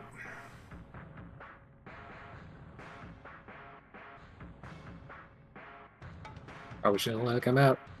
It is player character turn.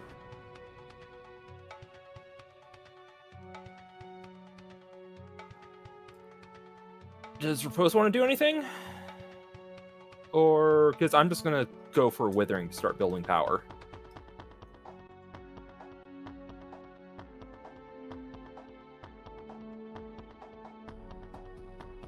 definitely feels like this is a situation where I'm missing out by not having the last 2 moves of my style exist yet. That's on me for not filling it out. I can basically tell you how they would work in a very quick form. Is I think we want to improvise a paralyzing Yes. combustion attempt in here. Yes. That is, the short version is that Paralyzing Combustion and Lone Spark are probably going to be rolled into a single charm where you tag and then activate. And for this purpose, you can basically have it go off on the same attack. What's your current? So yeah. Was Paralyzing Combustion decisive only? Or was it Withering as well? Paralyzing was decisive, or wasn't? I'd have to get the rest of the book open to be sure. Further problem being that I still do not have any power in me because of the way that this has flowed out, so... You know what, actually, Milan, do a thing. Okay, time for Milan to learn how to make an attack roll. Accuracy adds successes to my attack roll, right? Yes. Mm-hmm.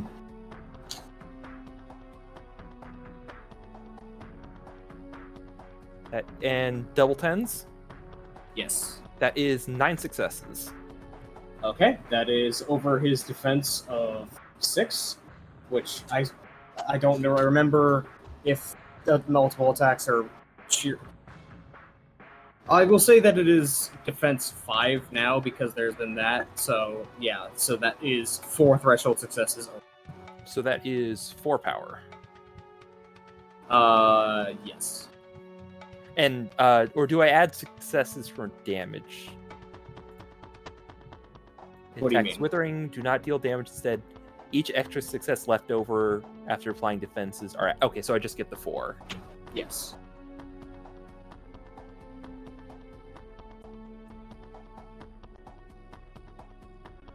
That is Milan's action. Okay. You said earlier this guy had a thing where he couldn't act twice in a row. I'm guessing that's gone now, right? I don't know if that actually applies if he's the only combatant.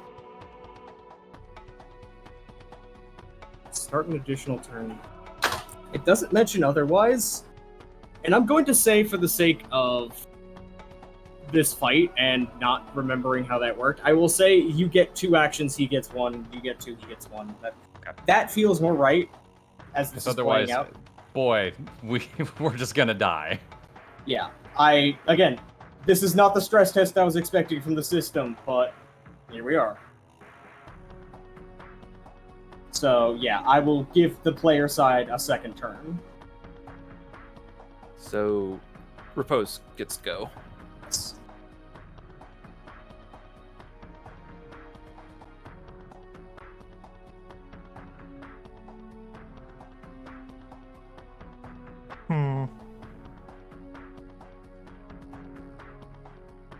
Frantically scrolling around the document, wondering what my options even are.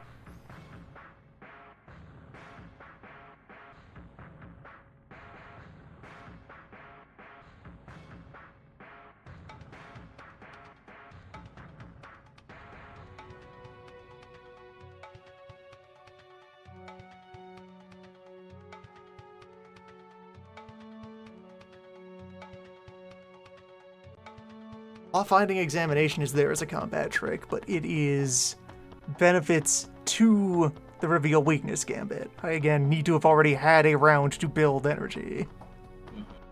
That is not here. I think you might need to build energy.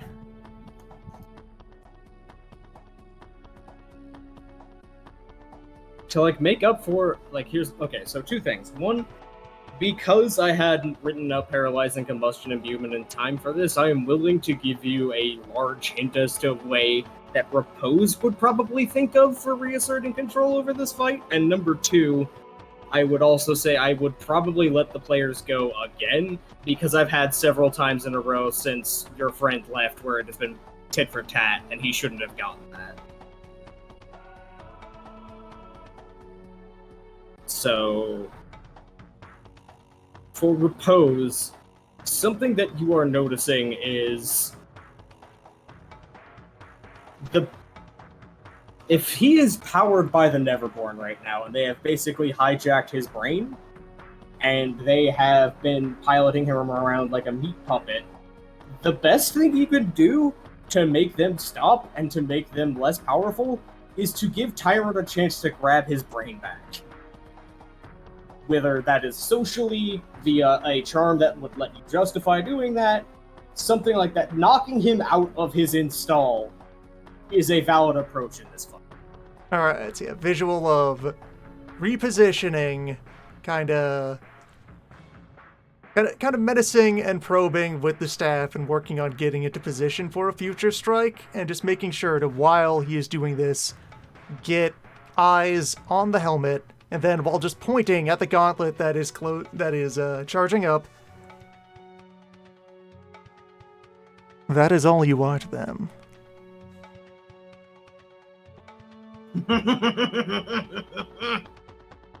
A vessel. Meat. Defeated and disposable. The hand goes from a loose kind of open curl of the fingers to an increasingly strained grip. Roll a social attack using the pool of your choice with 2 dice.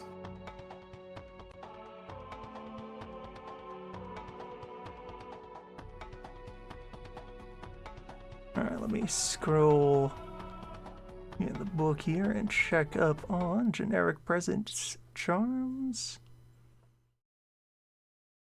Oh, hey! I did make sure to pick up, purely on the basis of the name, Cat's Puffed Tail. Yes, you did! Oh my god! Spend 1 on step 1 of a combat action, gain 2 bonus successes on a force-based inspire or build power roll. You're inspiring him! You're trying to make him come back! Fuck yeah. This does not count as your charm use for that step. Which means you can use it with an excellency. Yes. So,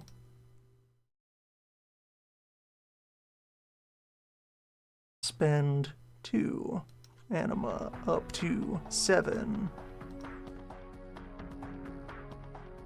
Make this.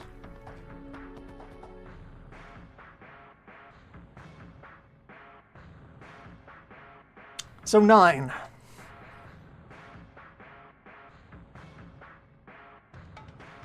There is Over this... the base difficulty is 3, so Yeah. got 6 charged for myself, and just... And I think Dissuade is like 2 or 3 successes, so that's either 3 or 2 charges of Dissuade. Which I would say is enough to get exactly what you need either way. So... let's see what I can change over to. Alright, so let's go back. As you basically are... there is a pause as you are regarded as the presence behind the visor looks at you, expecting that stick to turn into a physical attack, and had been kind of moving the arm to intercept. But then when you say that, the hand grips, and then the left hand reaches up and grabs the forearm of the gauntlet as the entire figure buckles over and begins to just make a guttural noise that is not the noise of the whispers of the Neverborn. It is from his throat. It is Tyrant's voice himself straining against the control of the whispers.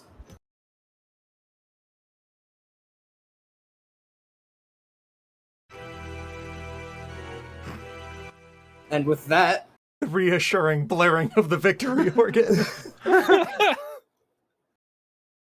there is an absolute cold release as he stands up to his full height, completely rigid, focusing, the whispering dying down. Not now. Not on a whim. Not unprepared. Not for that ingrate.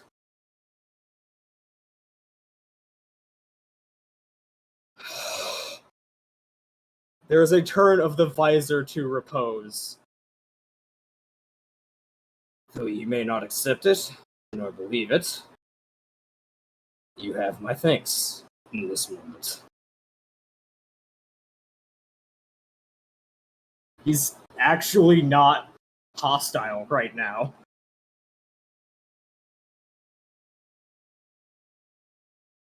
So you good?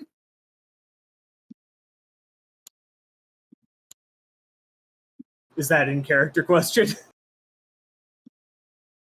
Kind of, I guess. Like, it's you, right? As much as it ever. As I said, my intent was not to force the confrontation at this time and place.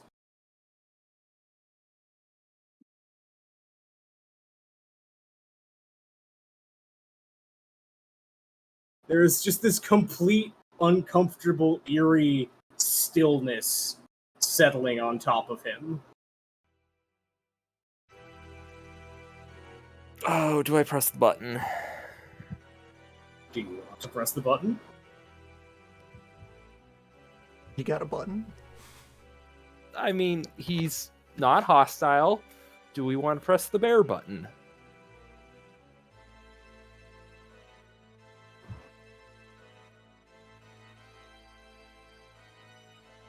That seems like a nuclear option. Hold up, let me look at my charm list. Are we going? Is this really the time for therapy? I will say up front, you know one of the things that makes him flip his shit, lose control, and go berserk is being taken off guard and losing control of himself. Yep. So Repose, in this eerie moment of détente that's going on here, is actually going to, with the free hand, just very slowly take out, open, and then just very slightly sip from flask.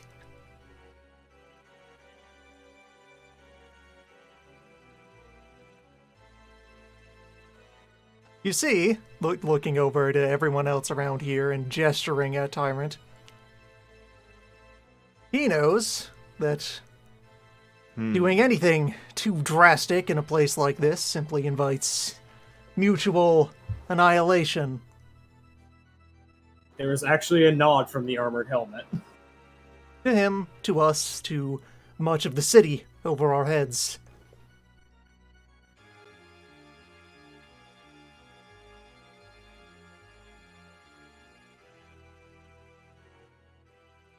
Now, I have sworn to people to whom I do not use words likely that I will take any good opportunity to destroy you.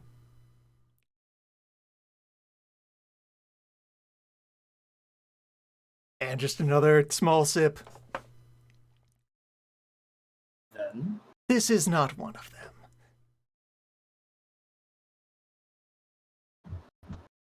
there is a ruffling of the cloak as he draws it back around himself. Obsidian stabs his sword into the ground, looks at Ruby, says,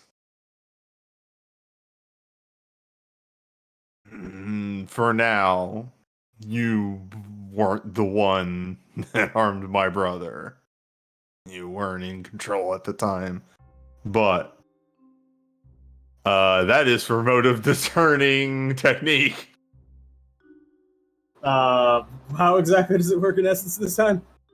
I roll finesse embassy. Successes grant one. It doesn't say against what. This is the best part. When interacting with another character, roll finesse embassy. Successes grant one question. Oh, it's not against anything. It's just how many questions you get. You get 4 dope. questions. So, first one. How does Ruby feel? I can only ask about me, but, about me. Contempt. Primarily contempt. Begrudging respect at this point. But it just is kind of a weary sensation of why do you keep away? Okay. There's kind of the sense of the, for lack of a better term, honorable villain kind of, I respect you and your hustle and your ability to stop me, but it's getting really annoying. Also, yeah, as Chad just realized, technically that vote of Undying Vengeance is against the Neverborn. Yes. Yeah. Brother! Yep. I'm gonna throw this one out there because technically I get 3 of these questions. Yeah. How do I get this character to do what I want? That's legitimately when I get this at fucking base level. Yeah, no, okay. So here's the thing. What do you want? That's a counter question. That is a very broad question. Are you saying whatever I want or specific thing that I want? Ah, I see. Yeah, what kind of That is probes do me we wanna asking for make here? clarity. Because Is this I will something give you where for we can- free. I will give you for free. The answer to what can I do to make him do whatever I want is nothing. Can we offer suggestions, or is this newbie only? I'm gonna say this is what- me only. Suggestions for questions. This is off a list in the book. Yeah, like there's okay, specific gotcha. there's specific Yes. questions that this allows you to ask. I can upgrade it so I can ask more questions, but it does require me to buy another Upgrade. mode Yeah. or buy another charm. How does it get this character to do what I want? What do I want?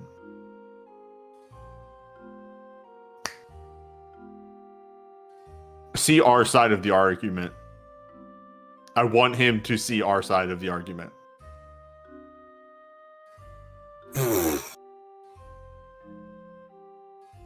Give me a second to think of how to phrase this. Now, this Because- doesn't have to resolve immediately here, but No, this no, is no. just... It is not a matter of this is resolving. It's a matter of what exactly do I... Because there is a way. It's just a kind of complicated thing to put in one sentence. By the way, this is the this is not the whammy question that I can ask. I'm leaving that one for last. Provide him irrefutable proof that everything that he is doing the exact opposite of his goals. Like, basically, prove to him in a way he cannot even, like, bullheadedly ignore and justify to himself out of that what you are doing is self-destructive to your own goals. Okay. I like this He because will- this is... He will listen to you if you have a good argument. You will need a literally perfect argument. Yes, this is... I'm going to start pressuring this objective now with the Hearth. I will share this information later because pretty much I'm getting brain blasted personally. I'm just getting all this information out of nowhere. Mm-hmm. And then here's the whammy, and can lead into that. What haven't I noticed about this character? What have we missed? Oh, good lord. There are several things that I could reply with here. It's a matter of which one I think is the best to give you right now.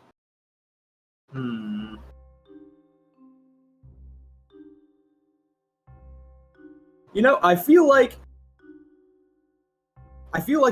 I want to give you two answers because I feel like some of you might have already picked up one thing.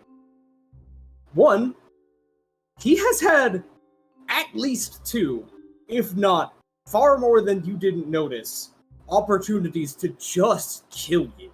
Not showboat, and not, like, charge up and not make a scene out of it. Like, who knows how many times he could have just fucking slaughtered you?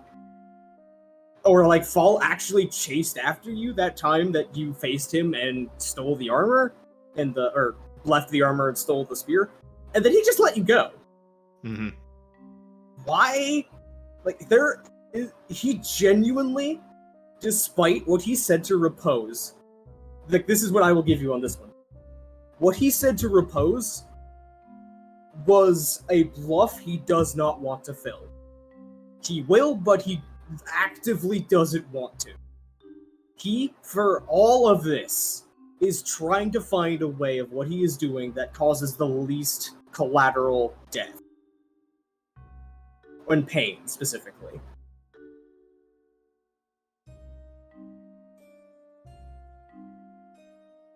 And the second thing that you had not noticed is...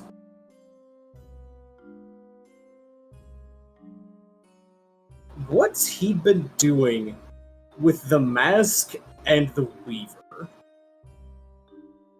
You know that he's been up to something, but he's been playing both of them somehow and is both still alive and seems to be ahead on his personal goals. What are they getting out of this, and what is he getting out of this, and what has he got on them?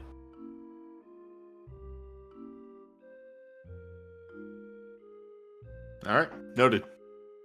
That is my 3 questions.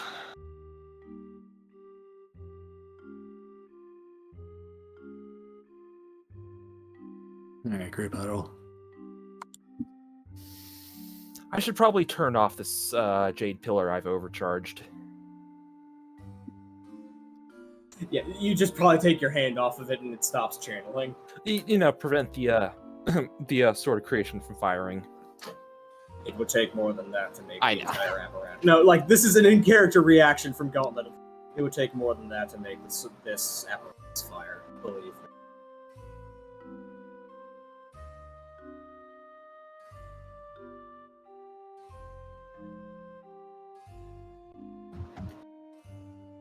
I take it we're not the only thorn in your side at this juncture? Well, you saw me just discover a new one. I had always figured that little rat would betray me at some point, although his timing, I must say, was rather impeccable.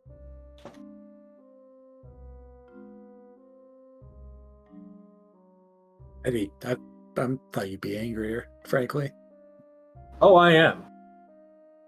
Oh, I'm livid. You underestimate the level of control I need over my expression of my own emotions, both internally and externally, to prevent what you just saw from happening. at any given moment. That sounds exhausting. There is an actual kind of very light shift of his weight on his feet. I believe of all of you, you would have the closest idea.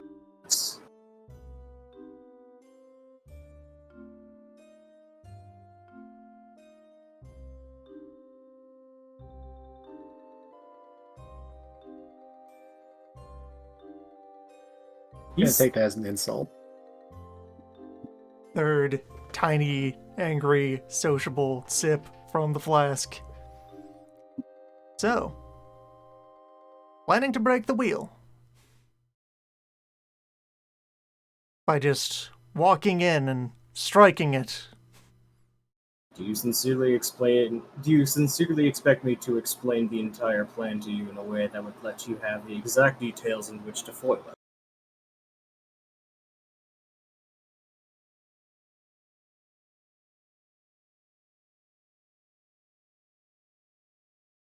Yes? Clearly, Dirge made a much worse impression on you than I thought.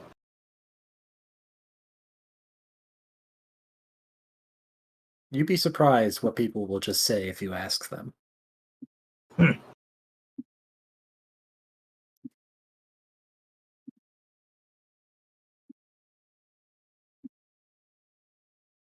A question.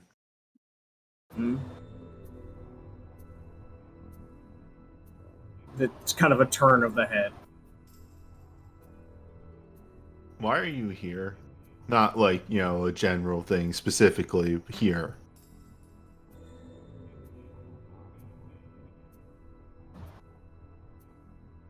I know, it's a battery. Sort of creation. Energy's held here. Was this for you, or was this for the rat? There was a mutually beneficial arrangement that he decided to torpedo at the last moment in order to save his own hide. That is what they do. I was assuming that he would have had a little bit more time in order for me to maintain my own position before he, kicked the ladder out from under him. I suppose it does not hurt to explain, now that this aspect of the plan has been completely dashed. He actually kind of steps back a little bit to look at the prison. The original plan, you see, was... As you are aware, this is a geomantic nexus. This is where concentrated parts of the 5 elements of creation flow naturally and unnaturally through diversions of dragon lines in order to fuel the sort of creation created in the First Age, as used so spectacularly to fight back the Great Contagion and the Valorian Crusade.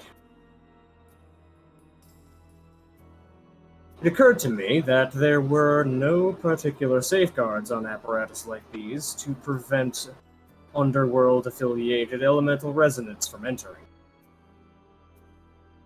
I sought, simply, to have an insider have access to this, slightly change the resonance to make it acclimatizing, and take the elementals that you had destroyed, take their discorporated forms, put them through the dragon lines, and put them in here as a long-term asset to use later. Whether to fire the sword, to use it as a bluff, manifest and cause chaos, that would depend on the situation that came up later. But that plan has been so thoroughly dashed at this point, I feel no harm in explaining such thoughts to you. And that is a plan which makes any sense.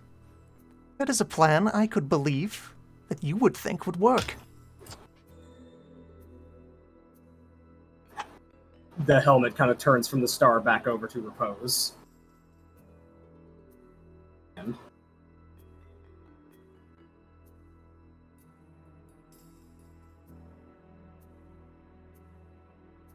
The other allegations surrounding your affairs don't meet that standard. Repose, his immediate reaction back when we were hearing about plan to break the wheel was and remains, are you sure that would even do what you're claiming it would do? What, you think there's just a cube in the sky and you can smash the cube? You can just hit the stop creating life button? You think Tyrant life shrugs. happens because of heaven's will? Tyrant shrugs lightly. I am not fully aware of what you've heard of my plan, and frankly, I have deliberately misrepresented my goals to so many different parties that I don't know which version of it that you may or may not have heard. Regardless, I will give you the details on the plans that I will not be using, as I see no harm in doing so, and I view that, if nothing else, I respect you as professional opposition.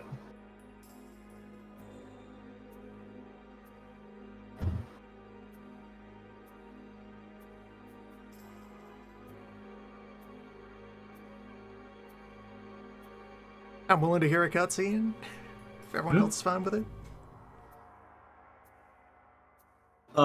Yep, good with me.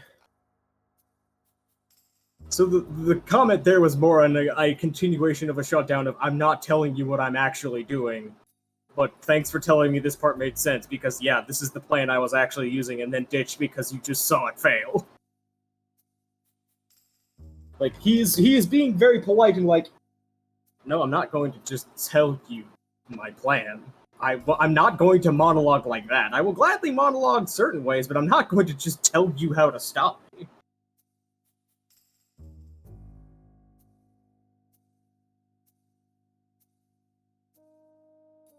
But why not? Done a good enough job of earning it yourself so far.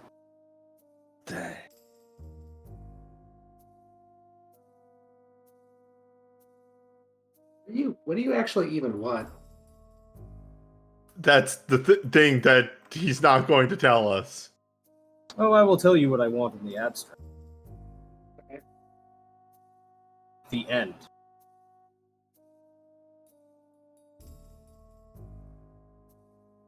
Of? Yes. Kind of gestures with his left hand out of the robe to everything around him. Popping yourself isn't good enough because... Would not be thorough enough. And again, it is not my end that I see, it is the end. Okay. You know, I never guessed you much as a Fae sympathizer. And I'm actually going to make a roll of that to try, and I'm trying to weed a bit of more information out by giving the wrong answer. By needling him? Yeah, by needling him and giving a wrong answer. Alright, yeah, 2 dice stunt on that.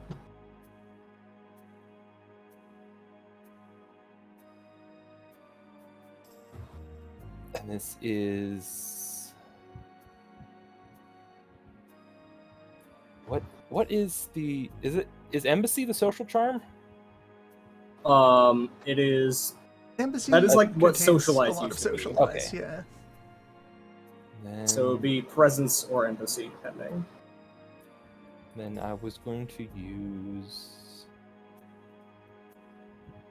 Sorting through my charms.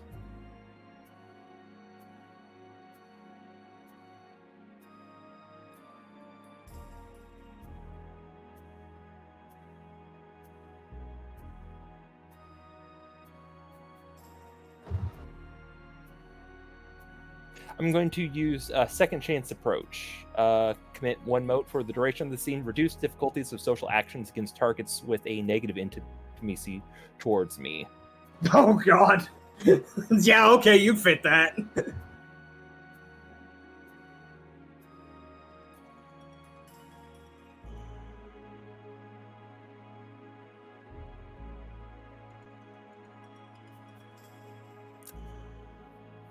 You know, you don't strike me as one of the Fae. There is a kind of slow turn of the shoulders and head to look over towards Milan. You would be correct in that assumption. I'm not. So everything. Tell me, when was the last time you looked at a history book and considered it anything but a continual slide down? I feel like I've done a lot of pushing up. You are the grandchild of one of the Scarlet Empress's children. You, of all of the people in this room, have a front row seat to what is about to happen again to the world. There is no pattern that will not repeat itself, like the blood of the powerful being shed when they have squeezed too hard, and the people below have their brief respite, just enough to feel the pain that more intensely when it comes back, and it happens again, again, and again, and again. Or the wounded and the weakened stand up in defiance of that pain and seek to ease not only their pain but others. Like you And said, by the suffering of their children in the consequence. like you said, this is a cycle that continues end over end. And what on earth in that is worth it to you? The future. I believe that's where our impasse lies. You look at the future, and you only see the promises of brief solace. When I look at it, I see every iteration of pain that is going to come that no one asked for, that wasn't stopped, that will be brought upon them again and again, until eventually, through, if not my actions, if not yours, if not anybody alive now, if not through the gods in the skies that are in them, it will end eventually. All of it will end. Then why are you in such a rush? Why aren't you? You already have the look of the other warlords. You act like them, you sound like them. All you lack of what they have is patience. You look around the world below and all you see are strange, ancient, calcified things. Because those are the ones capable of enduring. The bold, decisive, impulsive young things die young. And are forgotten.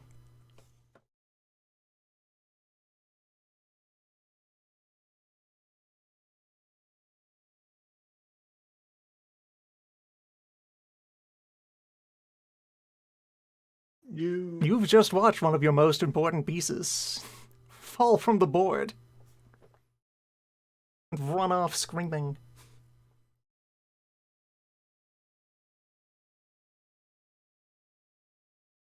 I don't know if I have charms to boost this action, but I am going to make a move of you speak of helping creation by bringing them the final end so that they don't suffer against things that they did not choose to suffer against. He's, But he's remaining silent and listening to the two of you.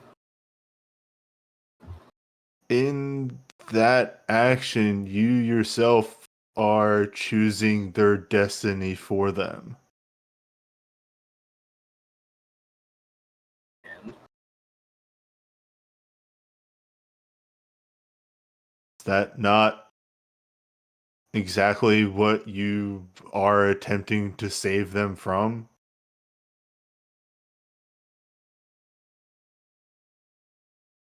I am attempting to save them from the cyclical, extractive nature of pain, suffering, prayer, reprieve, etc.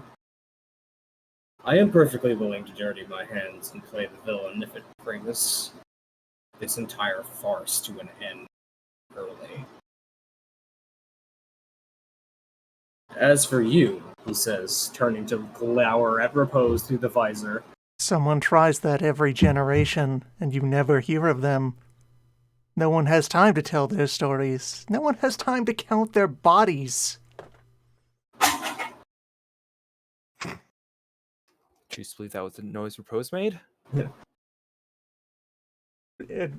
just to have it noted, high concept level here. Yeah. Reposes at no point. Reposes accepting as a given Tyrant's position is all right. That is what you believe and what you're acting on. All of Repose's snark at him is in, yeah, you're doing it poorly. Yep. Your tactics are awful.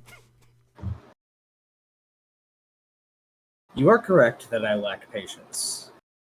However, I would rejoin you that I would challenge you to keep even a sliver of patience if you had the voices of all of those forgotten souls and their pain, and the forgotten of the beginning screaming in every vein you have from morning until night until morning, louder than you can think. Well, that's not our fault, and that's not pointing to everything their faults. Who do you think killed them? Who cares?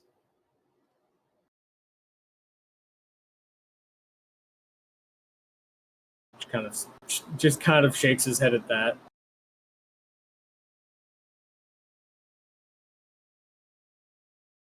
Hey, Repose. This is always something that I forget, not knowing much about these topics. If people didn't go back into the cycle of creation, where would they end up?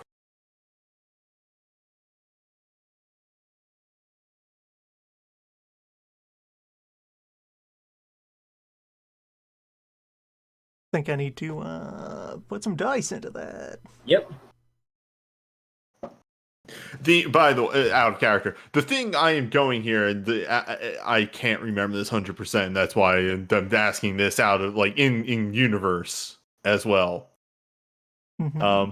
Wouldn't they just end up in the underworld, aka under this guy's boss? Until being brought into non-existence, yes. Yeah. So Which is, again, his point is, yeah, and that's the reprieve, is not going through this over and over and over again. All right, let's But throw also- a big ass force sagacity roll to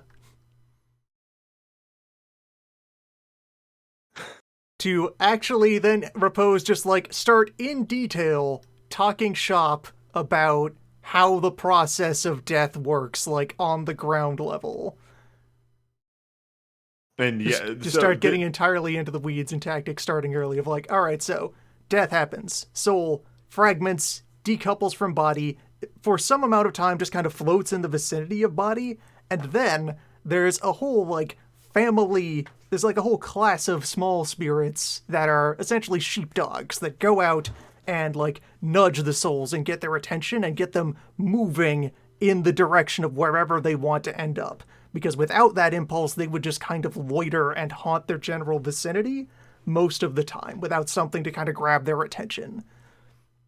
At which point, most of them get delivered up to space to be cleaned, appraised, processed, reincarnated. Some of them get ushered down into the underworld to continue to be ghosts more properly. So, and this is Obsidian trying to signal that Repose of the thought process I'm trying to go here of. Then if they're stuck in the underworld forever, doesn't that mean that they just have to live under this guy's boss forever? This guy's asshole of a boss until whatever. So yeah, two sides along there. One, yeah, we'll definitely acknowledge and support that with this big ol' practical, it's time for just lecture about ghost stuff here in the room. But Repose will also point out that the heaven side of reincarnating isn't the complete process. Birth, the moment at which a soul actually gets hooked onto a new body and becomes a new instance of life, happens down here in the material and the physical. And oh hey, the existence of my entire family is rooted in the fact that birth does not care what kind of soul you're using or where it came from. Life finds a way. If it were purely heaven's will that controlled the emergence of new life, then humans would only ever beget other humans with other humans. But humans can hybridize with fucking everything because life doesn't care. Life finds a way. And it's that, more than the Neverborn or the Deathlord comments, because you feel like he would have had a pithy remark about that. It's that pointing out of the hybridization of the emergent souls of other things that actually makes Tyrant pause. Life can spring from death.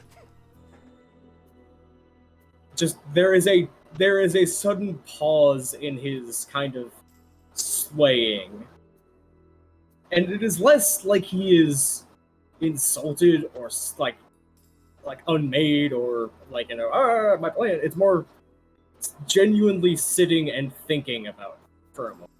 Huh, no one ever really pays attention to that. Nobody talks about all the Gravelings and the Demi-Fae and the God-Blooded.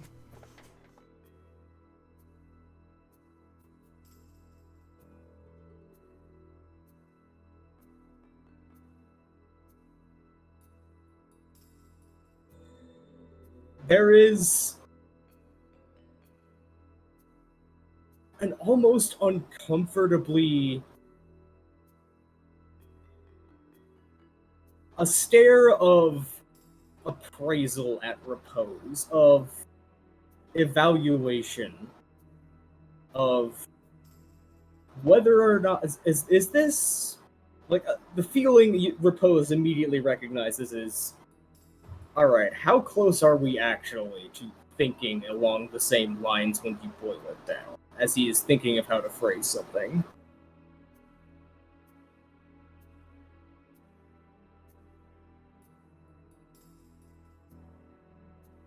So tell me a better way, then, to tear the rot out of heaven without starving it.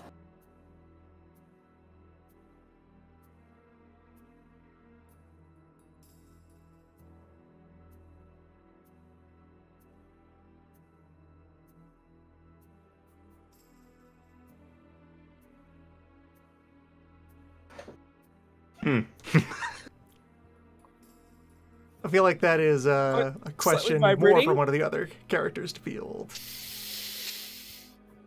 Not me. I'm an idiot. Sounds like you've got a problem with corruption in some sort of bureaucracy. And you want a better way. Cracking neck. I am beyond wanting a better way. I want all of the problems that are there and are far too entrenched to ever change to die. Also, so sorry. It sounds like Milan's about to sell me snake oil. Let me sell you on my intimacies. Like, it feels like Milan's walking up and like pulling two suspender straps forward.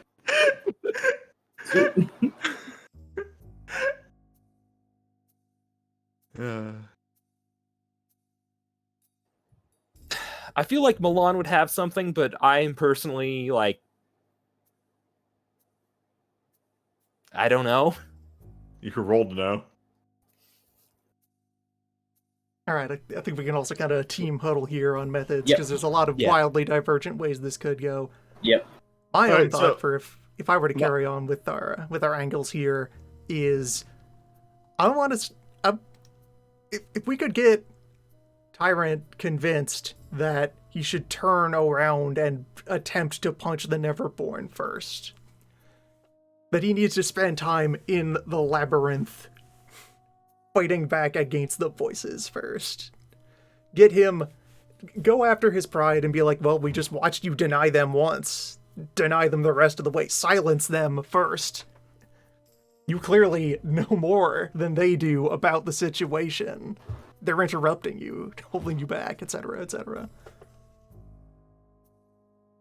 And yeah, the thing I would bring up on there is, one way or another at this point, I'm trying to get him on our side, because the other thing is, as a reminder of things I learned through my charm and can't tell the group without, Yes. playing my whole ass out there, is he has things on 2 other Death Lords. Probably. Like, the situation that he has kind of asserted now onto the table is the Neverborn want all things to end, and he wants them to shut up. We have gotten him to just about phrase as much. He is on the mission not out of personal internal drive, but out of whelp. Along for the ride. I see the problem and I want to make the problem cease. One additional point from outside the game, and this is something I want to check with Darren. What's up? We're at no chance of solving this and ending the campaign right now, right? This is not going to end the campaign early. If anything, you actually have delighted me because you have found the literal one possible plot thread that would turn Tyrant away from chief antagonist of the game.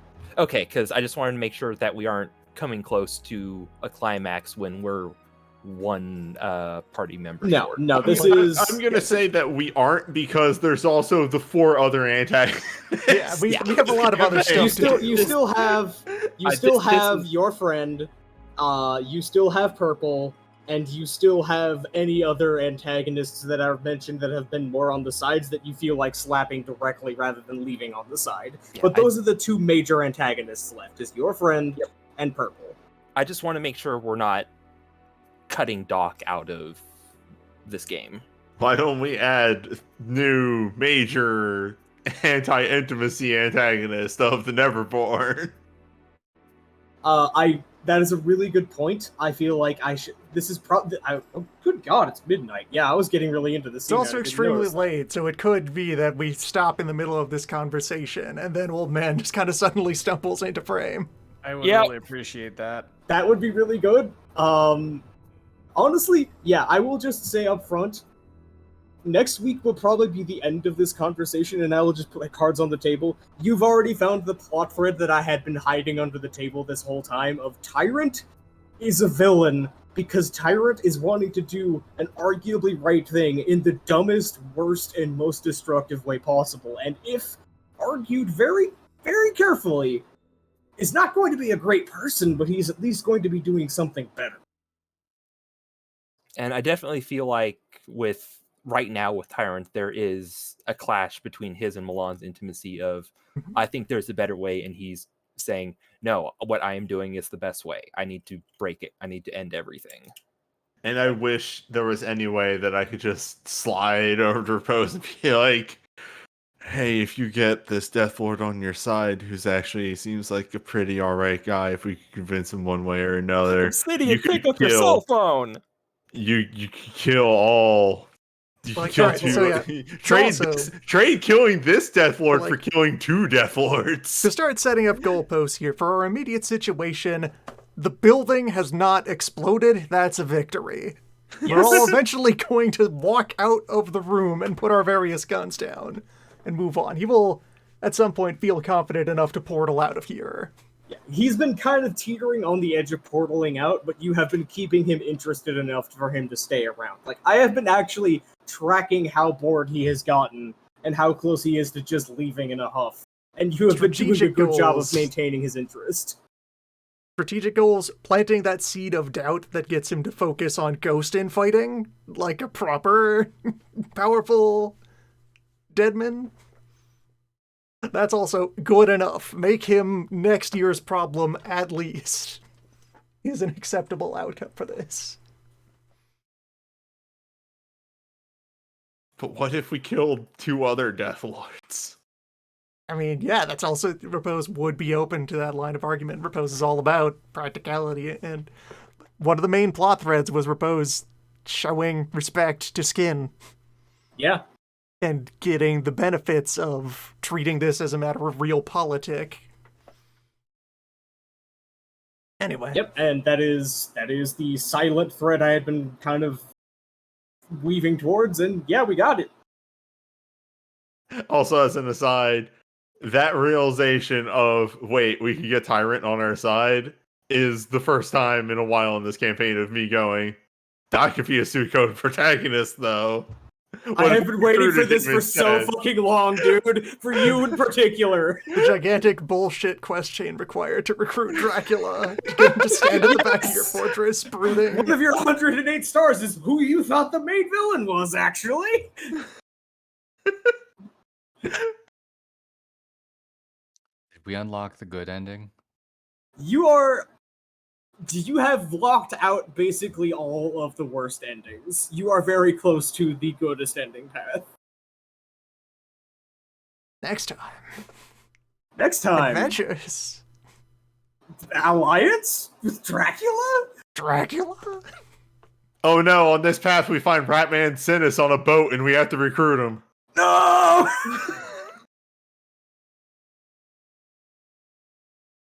Next time.